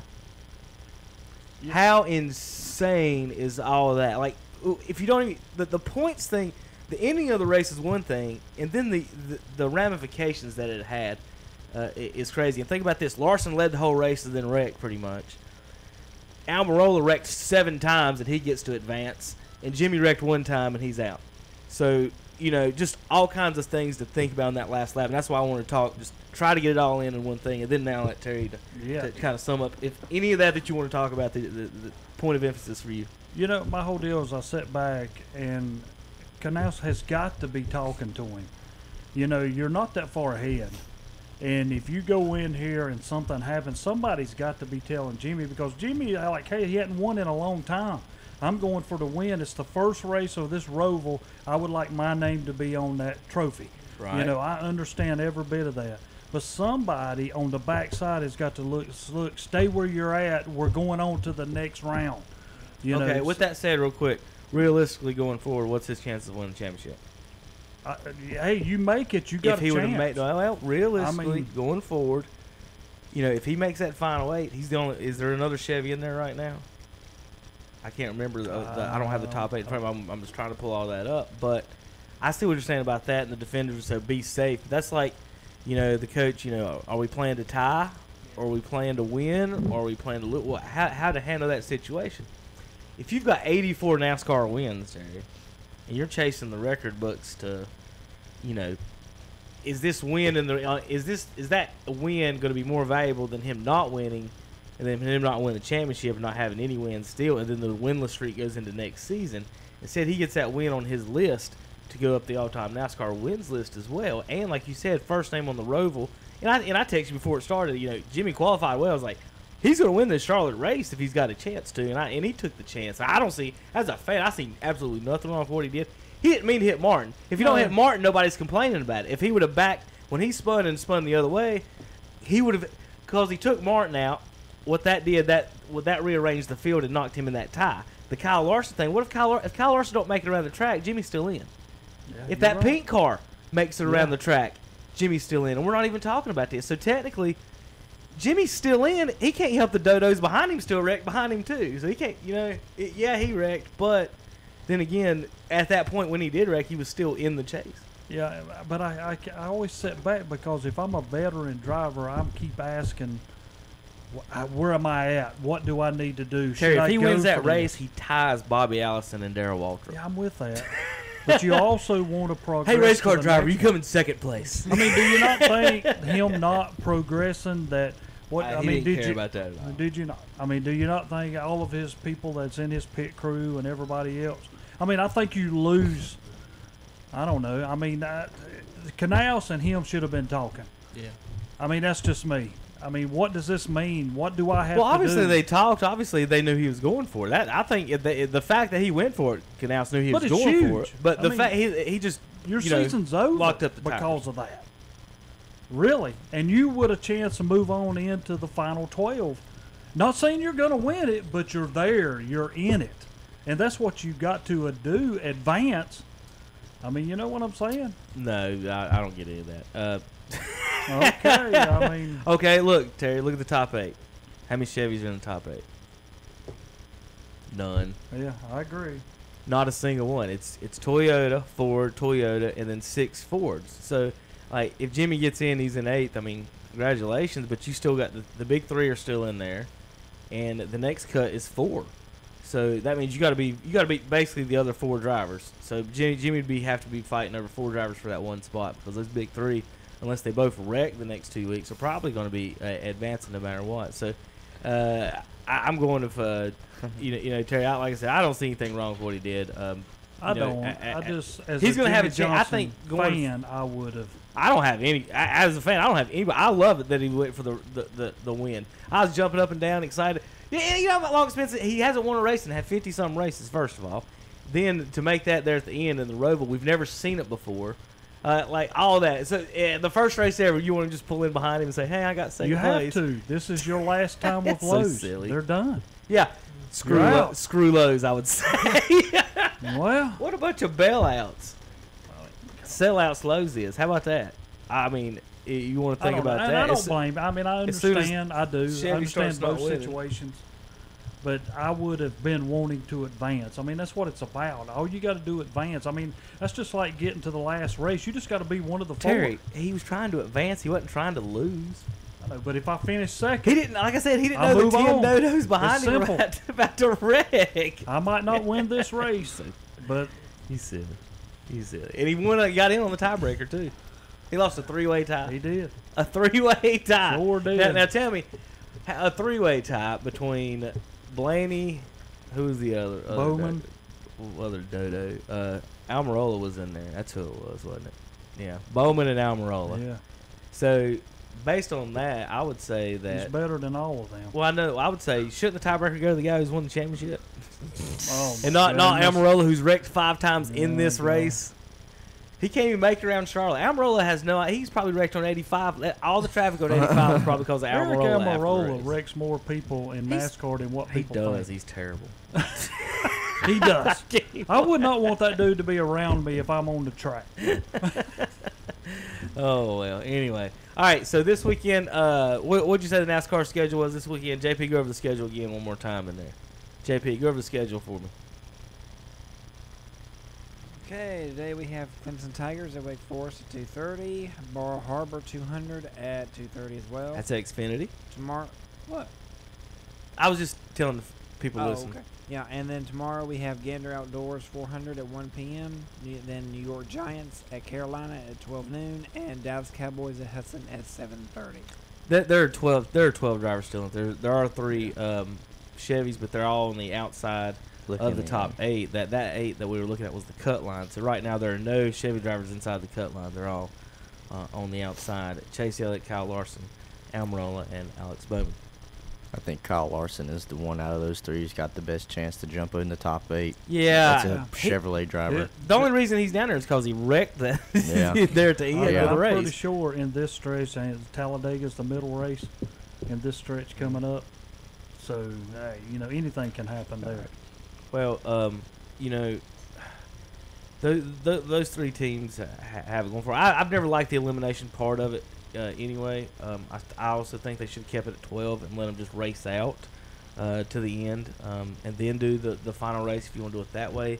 Eliminating the guys, I don't think it's fair at all because, you could say, what if Jimmy could win, every 33 or 36 races back, or 32 or 36 races this year, and get knocked out of one of the cut lines because he wrecked in 3 straight races or something like that, and he's not the champion. You could also win the first 35 races of the season, then come in second in the last race and not be the champion. 35 wins at a second place finish, and you cannot be the champion. And a guy who will not win a single one and then win the last race could be the champion. So there's a few loopholes that I'm not fans of. Let's say when Jimmy loses on a 3-way tie, I'm sure there's more than one loophole in NASCAR to talk about on that. I was trying to pull up the schedule real quick before we went forward. We got to go in just a second. I'm trying to pull up the schedule. Here we go. Schedule.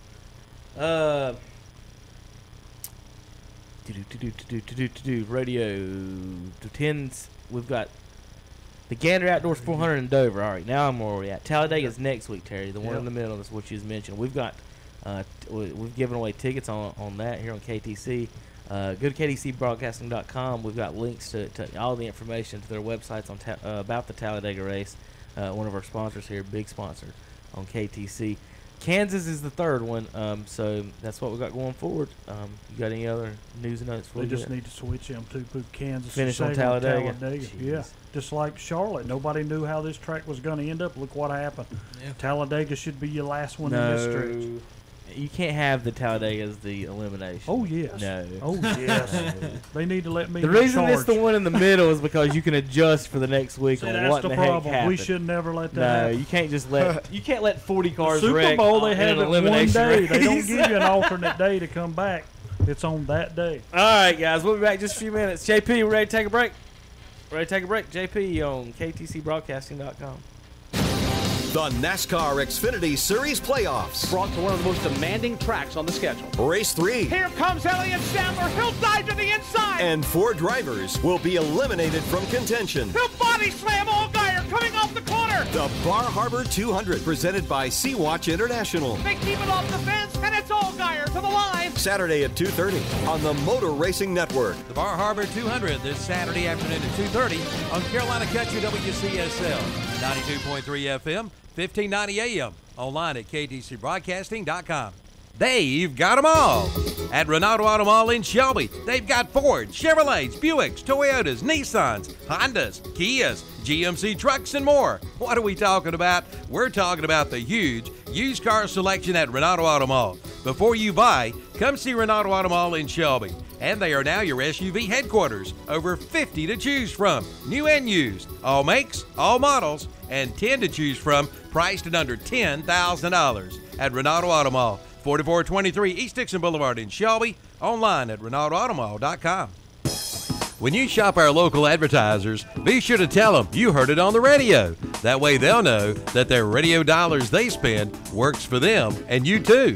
Even in today's fast-moving world, radio remains the leading media to reach more people. 93% of Americans listen to AM/FM radio over the air. TV viewership is 89%, smartphone use is 83%, and personal computer use is 50%. So if you're a business owner, reach more people with the power of radio. If you don't tell it, you can't sell it. See the power of radio. WOHS Shelby, WLON Lincoln, WCSL Cherryville. Online at ktcbroadcasting.com. The moment. Is in the air, and here we go. You can hear replays of it tonight or tomorrow morning. Bengals to the right at the 15. You can relive it in your mind over and over. Plenty of stiff arm there. The moment can last a lifetime. Far sideline, he's into pit territory.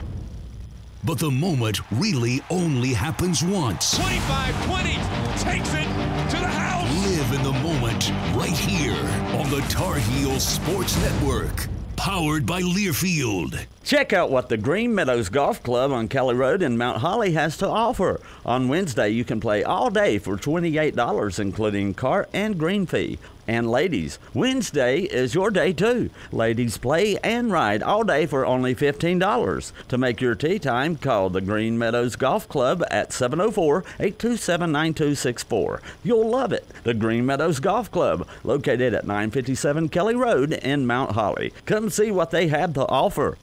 Carpenter Porter Funeral and Cremation Services in Cherryville is there for you in your time of need.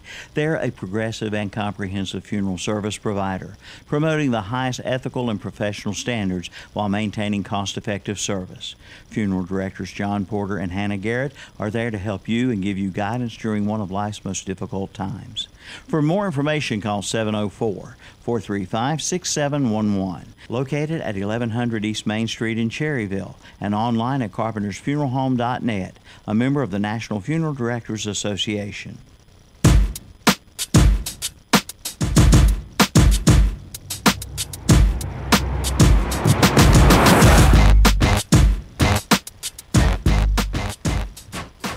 And good evening. Good morning. She's Close enough. That's not the one I was. That's the one Terry was talking about. Actually, Yeah. I didn't even type it in. That's the one Terry was talking about. I guess I was listening to what Terry was saying. He was talking about some referee pulling the index cards for first down markers. They did it last night at the Huss Kings Mountain game. Terry was talking about the Cowboys Raiders game where they did that. We'd never seen it before, and they did it last night. So sometimes I'm just glad they did it. Oh, there was one year, me and Dan Greer were doing games.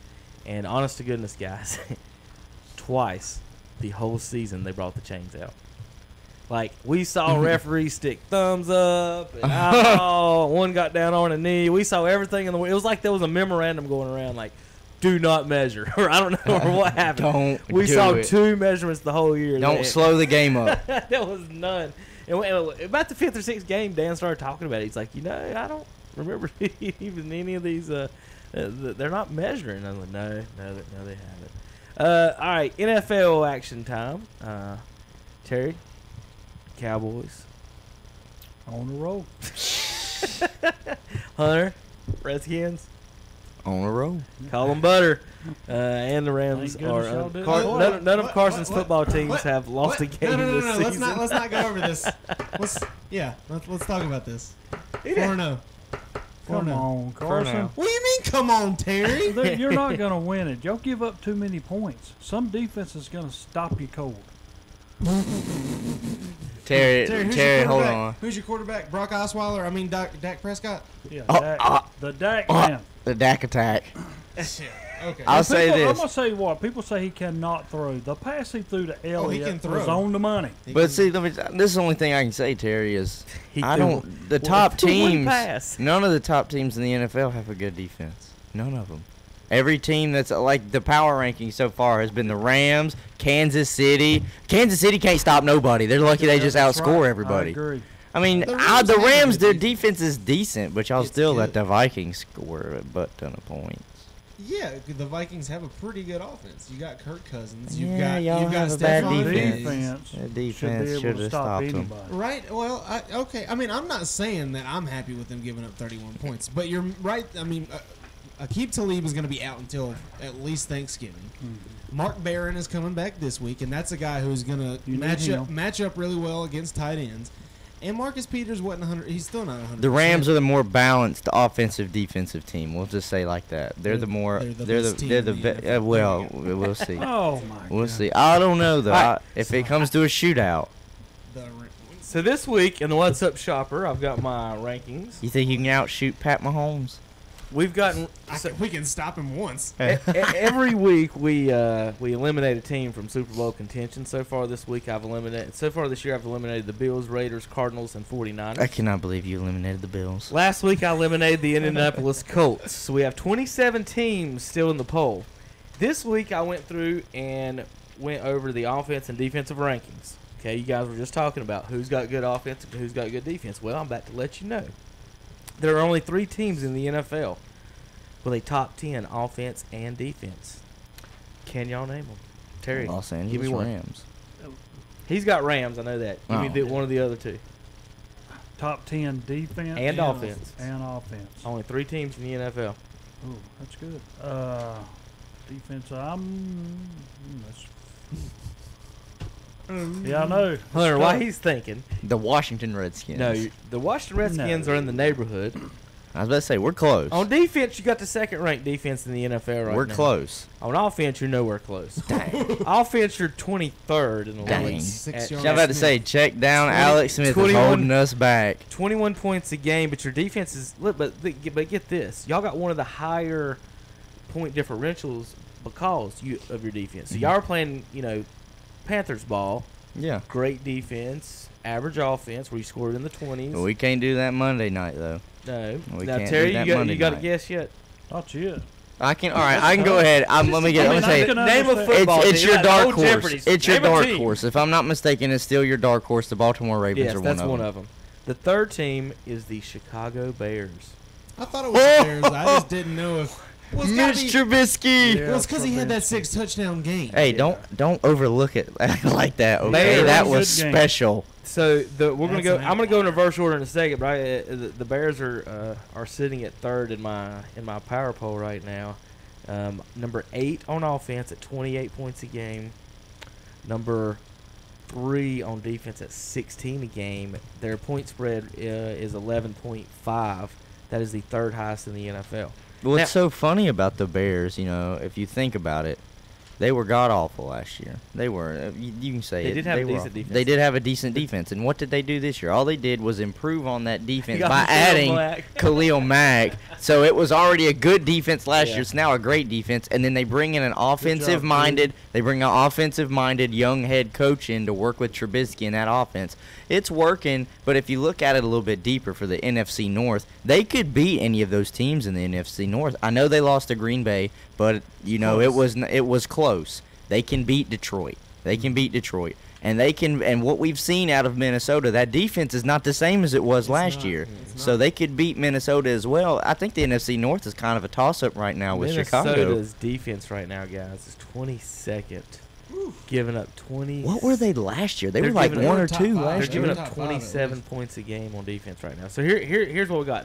And they play the Eagles tomorrow. I got these 5 teams in must-win situations. They're on the chopping blocks. They're all 1-3. Giants, Lions, Texans, Jets, and Falcons. We're going to go down the games in a minute. Of the games that play this week, I would say 90% of them are toss-ups. And we're just going to go down the list and say, y'all tell me if it's a toss-up or not. Yeah. All right. Number 22, these are teams. They're in the middle of the road, got 2 wins or one of the ties.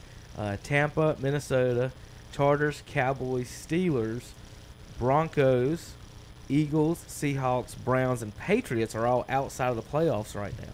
Okay?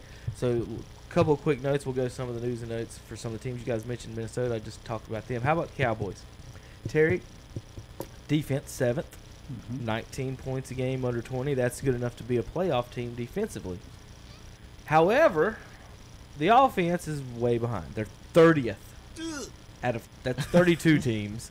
16.8 points a game on offense. No, it's 33 teams. Alabama counts as an NFL team.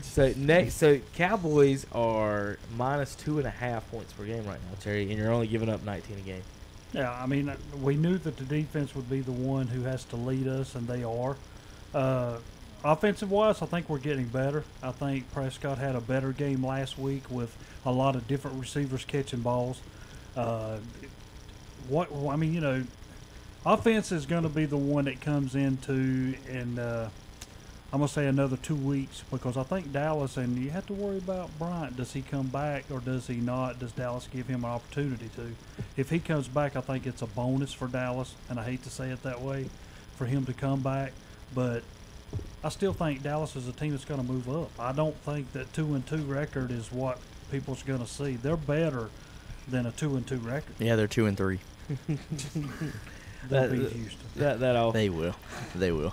Houston on offense, ranked 14th. They're averaging 9 more points a game than the Cowboys right now, Terry. Defensive wise, Cowboys are giving up 8 points less a game. So Houston don't have a good defense. Everybody now. Everybody's worried about Deshaun Watson, the defense. It takes over a year for it to come back from an ACL. Steelers defense is horrible right now, 26th. 29 points a game they're giving up. Let's move up in the poll. Let's get up near. These teams are getting closer to making the playoffs. Eagles right now are 26th in offense, 9th in defense. Seahawks 24th in offense, tied with 9th in defense with the Eagles. Browns are 10th in offense at 25.5 a game. They're giving up half a point more on defense but they're ranked 19th in defense, giving up 26. So I think Baker is going to flip-flop that shortly, and they'll be in the pluses on the scoring average. They'll probably average somewhere around 3 and 4, somewhere a game more once he gets going. How do you think he did? I mean, first game I think he did fine. Man, he's 21 out of 41. How many points did he score? 2 interceptions. How many points did he score? He threw 2 interceptions. You cannot do that at quarterback. How many points did the Browns score? 42 points. Nick Chubb had a good game. I know. Nick Chubb had a good game.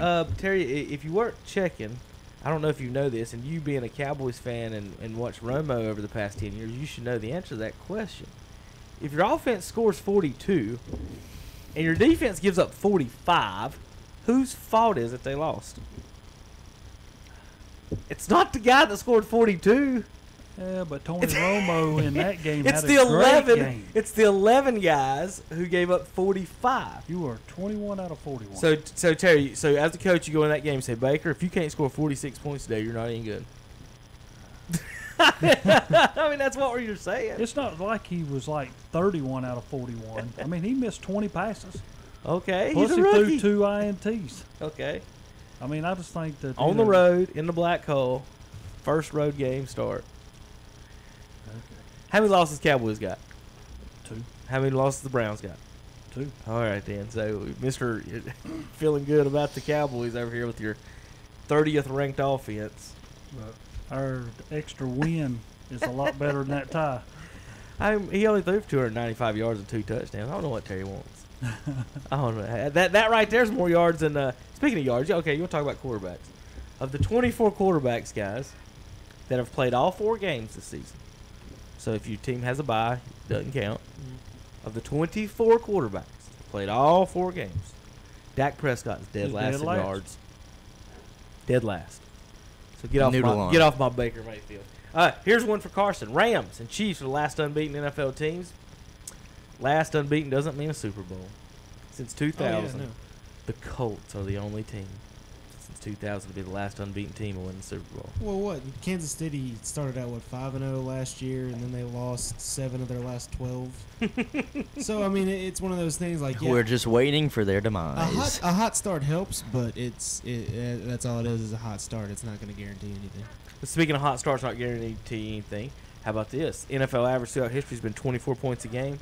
This year, through the first 4 weeks of the season, we've had the most points, the most touchdowns, the most touchdown passes in NFL history, and they're still averaging less points a game than they have in NFL history.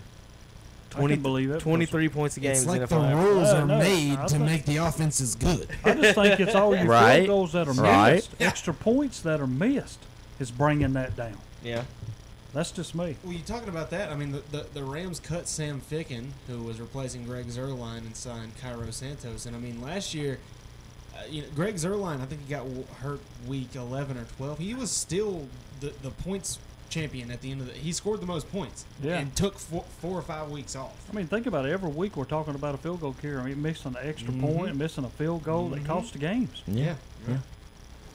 Sorry, I'm trying to pull up some of my fun stats of the day off my Twitter feed. All right, now these are the teams. I got the Patriots. Here's where it was like, well, how do you do this? And then when people don't read and figure out how it works, to be in the top 12, you have to be qualified for the playoffs. So if you can't qualify for the playoffs, you can't win the Super Bowl, can you? Right, Terry? I agree. All right, Patriots just beat the Dolphins, but I got the Patriots at 13 Dolphins at 12 because the Dolphins are in the playoffs. Dolphins are actually first in the division still. So the Patriots would not be in the playoffs if they started today. So here's my rankings.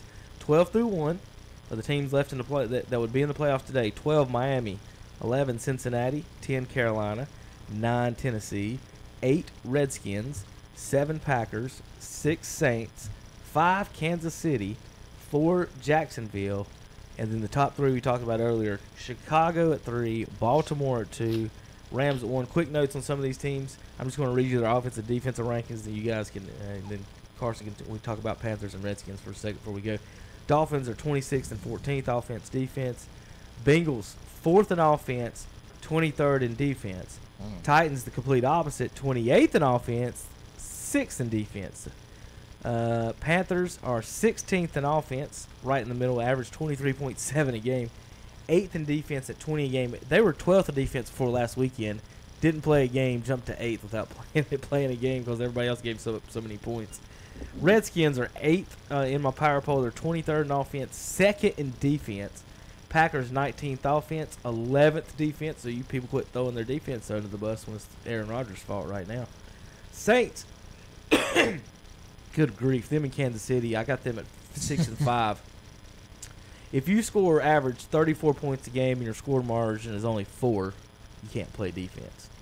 If you average 37 points a game and your score average is only 7, you can't play defense either. Kansas City 1st in offense, 25th in defense. Saints 3rd in offense, 29th in defense.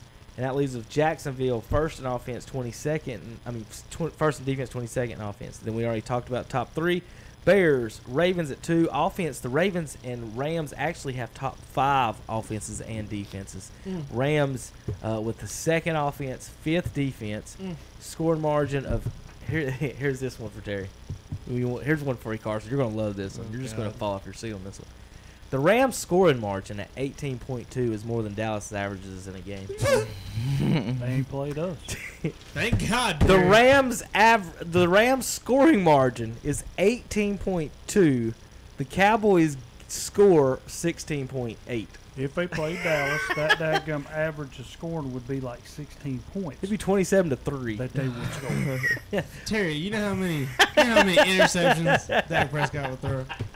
Interceptions. None. He went and threw it more than 5 yards downfield on them. Hey, but, you can still get picked But how off. about the Ravens, guys? Top 5 offense and defense. Offense. Is Joe Flacco elite? No, he's just scared.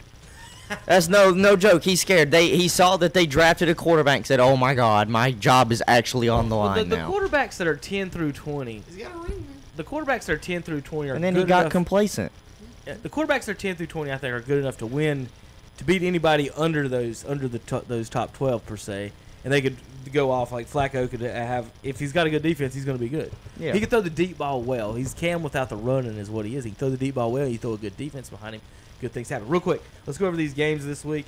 I think they're all about toss-ups. You guys can just try your best. Don't try to analyze them. Just, I know you're going to be like, ugh. All right. Titans at Bills. This is not a toss-up. Bills. Okay. The Hunter gives the hand. All right, here's where some of the toss-ups start. Dolphins, and I would never take the Dolphins on the road, so if you're listening to this, at Bengals. Bengals could destroy Bengals.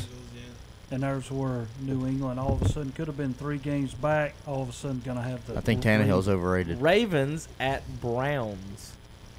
Ravens. Cleveland. Ravens destroy them. Think about that. I think Cleveland has a At chance. Browns. There's no way. Terry, that's going to be a really close game. It's going to be close Packers. to Baltimore by Packers at Lions. Packers. Lions win at home. Oh. I got some quick notes for you guys on Barry Sanders. I want to throw him under the bus real quick. Terry, you remember Herman Moore? Mm-hmm. Herman Moore, everybody says that Barry didn't have any help back in the day. Herman Moore, during his time with the Lions in these days, I'm going to read you some of his stats real quick.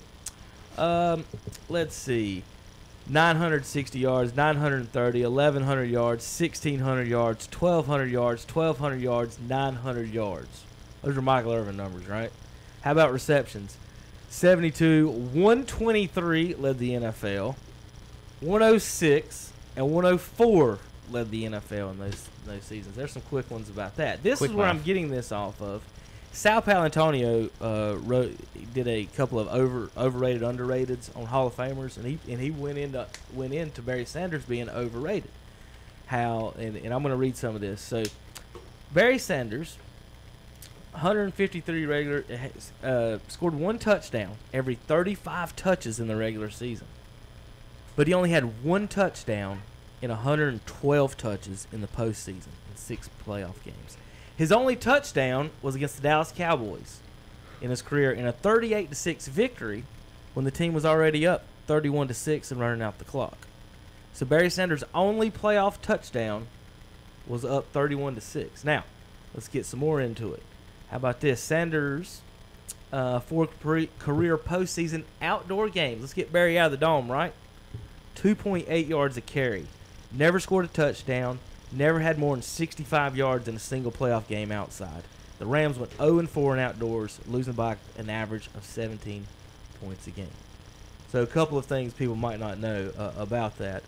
So that season, he averaged 5.7 yards a carry, got in the playoffs, 2.7 yards. Running on the dome, and that's the thing about Barry, and people tell you, inside on the dome, you can't touch him hardly. Yeah.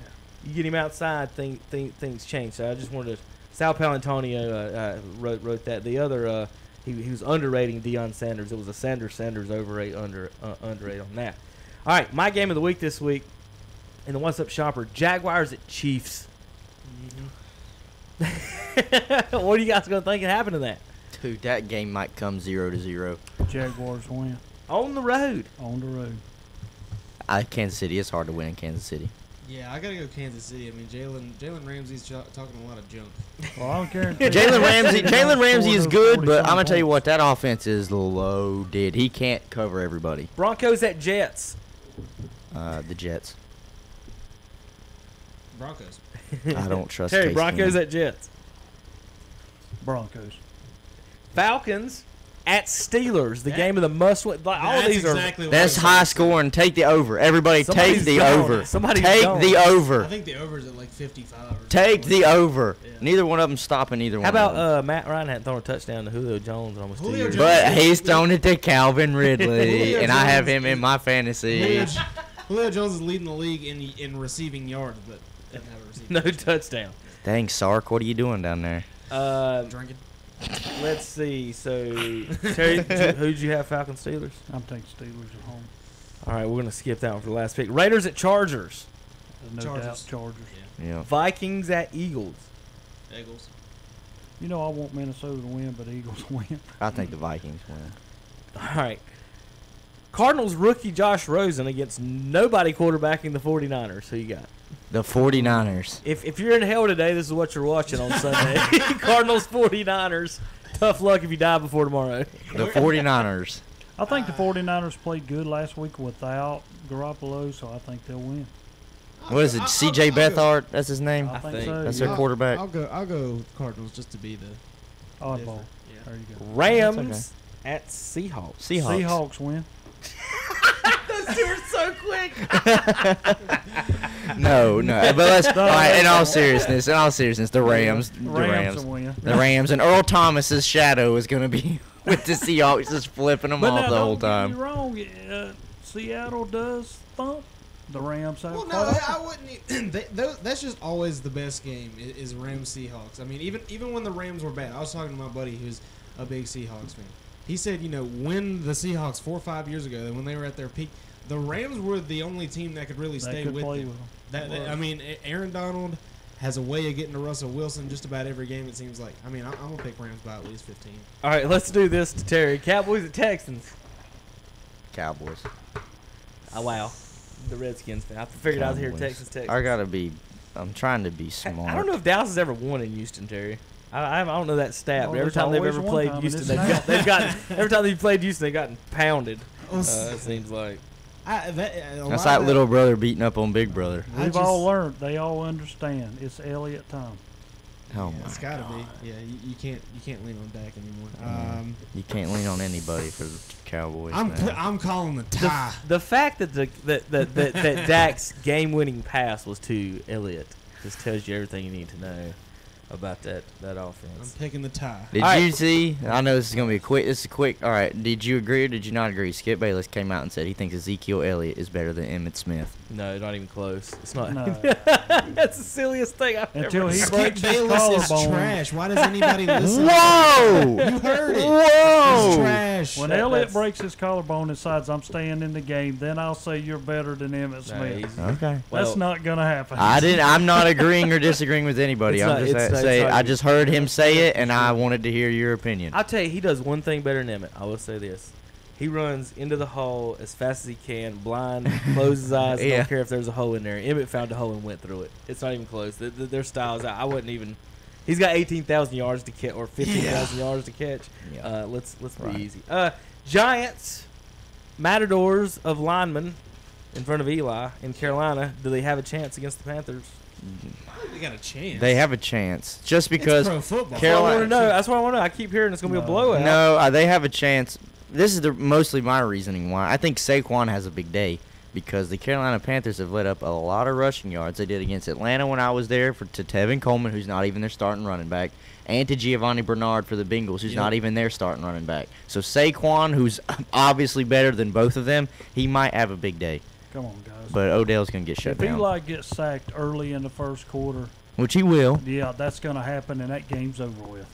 He's going to be running for his He's life. shell-shocked already. That's what I'm saying. He's so Come on, he man. might be the most shell-shocked quarterback He's outside waiting of on the Andrew year Luck. I to just, be over. I just think it's. And I funny. think Andrew Luck just hides his shell-shockedness. It's funny how I don't know if y'all saw Odell Beckham. He said, why can't we throw it 20 yards down the field?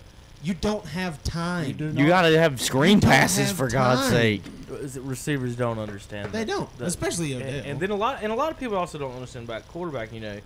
It's easy to drop back in warm-ups, take 3 or 5 steps, and throw the ball. Nobody rush and pass. You almost say if you throw 25 passes, you probably set your feet on 4 or 5 of them, 6 of them. There's not many that many. You drop back, set your feet, and throw it. Like Right. you can dream about that scenario all you want, but most time you're moving your feet, and you got to. And the lineman, it's not that at the quarterback position. If you know you got a weak lineman, you can adjust for that. Like I know this guy might get blown up on this play. So I can go ahead and plan to take 2 steps to the right or 2 steps to the left. You kind of look for that. But when it's more than one hole, you got leaks coming from both sides. I've never seen I've seen some bad offensive play for the Giants. I think I almost never pick against the Panthers at home against ever. They'll run the ball and do what they do. These are the top quarterbacks, current quarterbacks ranked passer rating, career passer rating. We're gonna start at Cam at 17. So Cam is 17th career passer rating of active quarterbacks. Ahead of him, Jameis Winston, Ryan Tannehill, Derek Carr, Andy Dalton, Matt Schaub, Kirk Cousins. Just naming a few. Matt And Schaub then, is a of backup. course, your top Still around. So here's your top 6. These make sense. Rodgers, Wilson, Brady, Breeze, Rivers, and Roethlisberger. So like you close your eyes and just probably pick those without even looking at it and know that's how that would. Drew Brees, underrated, greatest of all time. I think so. Underrated, greatest of all time. I think he's the best passer, most accurate passer ever. The way they practice, I don't know if you've seen how they show him in practice where he throws bad balls on purpose. He throws balls that Dak can't and that Cam can't. That when you see, not only if a guy's open, you don't throw it on a dead line. That's what I'm kind of getting. You don't throw a frozen rope. Drew you can throw angles, you can put loops on the ball, you can throw it inside, outside. A good quarterback like Drew, and what he does better than anyone, he'll see a receiver. He throws them open. And he'll throw them open. Also, Hunter, that's exactly right. He's throwing people open. But also, if he sees a receiver covered, he still thinks he's open. Well, he puts it in a spot. There's a spot that you could throw it to where my guy's might not catch it, but the other guy's not going to pick it off either. Breeze this year, guys, 80% completion percentage. He said he can do better. 80%. That to me is just. If he had one more Super Bowl, I think that's the only knock on him. Ever had a defense? Yeah. The No, bad thing you want to about- know? Okay, I'll the just say it 20s right and now. 30s Who I defenses feel that bad for, who is a great quarterback, but dang, that front office needs to start helping him. Is that man right there leading the passing yards? Andrew Luck, it is disgusting what that offensive line and the help that he has around him. That's the most injured team in football. It's almost like they're just a poorly run organization. Exactly. Exactly. And they're blessed with the quarterback that's that skilled. All right, Terry, you got any final thoughts today? They're going to ruin him. They're going to ruin his career. Baseball, basketball, football, All I anything. have to say about that. That's all I had to say. I'm done. He's not terrible. I don't think he's that good. He's terrible. I don't think not he's good. terrible. I think He's he's in average. a bad spot. Look. No, he's Terry not says he's terrible. at I all. say he's average. He's not. No, not at all. He's not a winner. Terry, Dak or Andrew Luck? Andrew Luck. No, it's not even funny. I take Prescott every day. Get out of here. Y'all knew that was Just end coming. the show. Y'all knew just end the show. Y'all knew that was coming. All right, we've been in overtime for too long. We got to go. No remote today. No broadcast day. Calvin's got the day off. Go see anybody out at the Cleveland County Fair. If there's any food left, I don't know if Hunter's taking care of it all. We got to let everybody know. All right, we'll be back next week for Carson Dockery, Hunter Yancey, JP, John Prather, and Terry Reinhardt. We'll be back next week on Campers Inn of Kings Mountain Saturday Sports Talk on KTCBroadcasting.com. Dr. John L. Cloninger III of Lincoln will brighten your smiles with professional cosmetic dentistry and smile enhancement procedures for everyone. Even Duke fans will smile at the work of this Tar Heel. The office of Dr. John L. Cloninger III is located at 904 Doncha Drive. For an appointment, call 704-735-0765. That's 704-735-0765. And John III says best wishes to all high school athletes. Maybe a punctuation mark on a career night. Say, kids, what time is it? This is the 60s. Hey, JJ Wilson here reminding you to tune in this weekend for This is the 60s, featuring the best music from the best decade and so much more. There's 60s television, movies, news, pop culture, trivia, novelty songs, interviews, deep cuts, and a whole lot more. It's peace, love, and rock and roll on This is the 60s. This is the 60s, Friday mornings from 10 a.m. till 12 noon on the Balls. WOHS, AM and FM in Shelby, WLON in Lincoln. Join us every Sunday at 11 a.m. for our Sunday morning worship services. On WCSL 1590 AM and 92.3 FM, it's the Sunday morning service of First Baptist Church in Cherryville. On WLON 1050 AM and 107.5 FM, it's the Sunday service of the Covenant Bible Church in Lincoln. And on WOHS 1390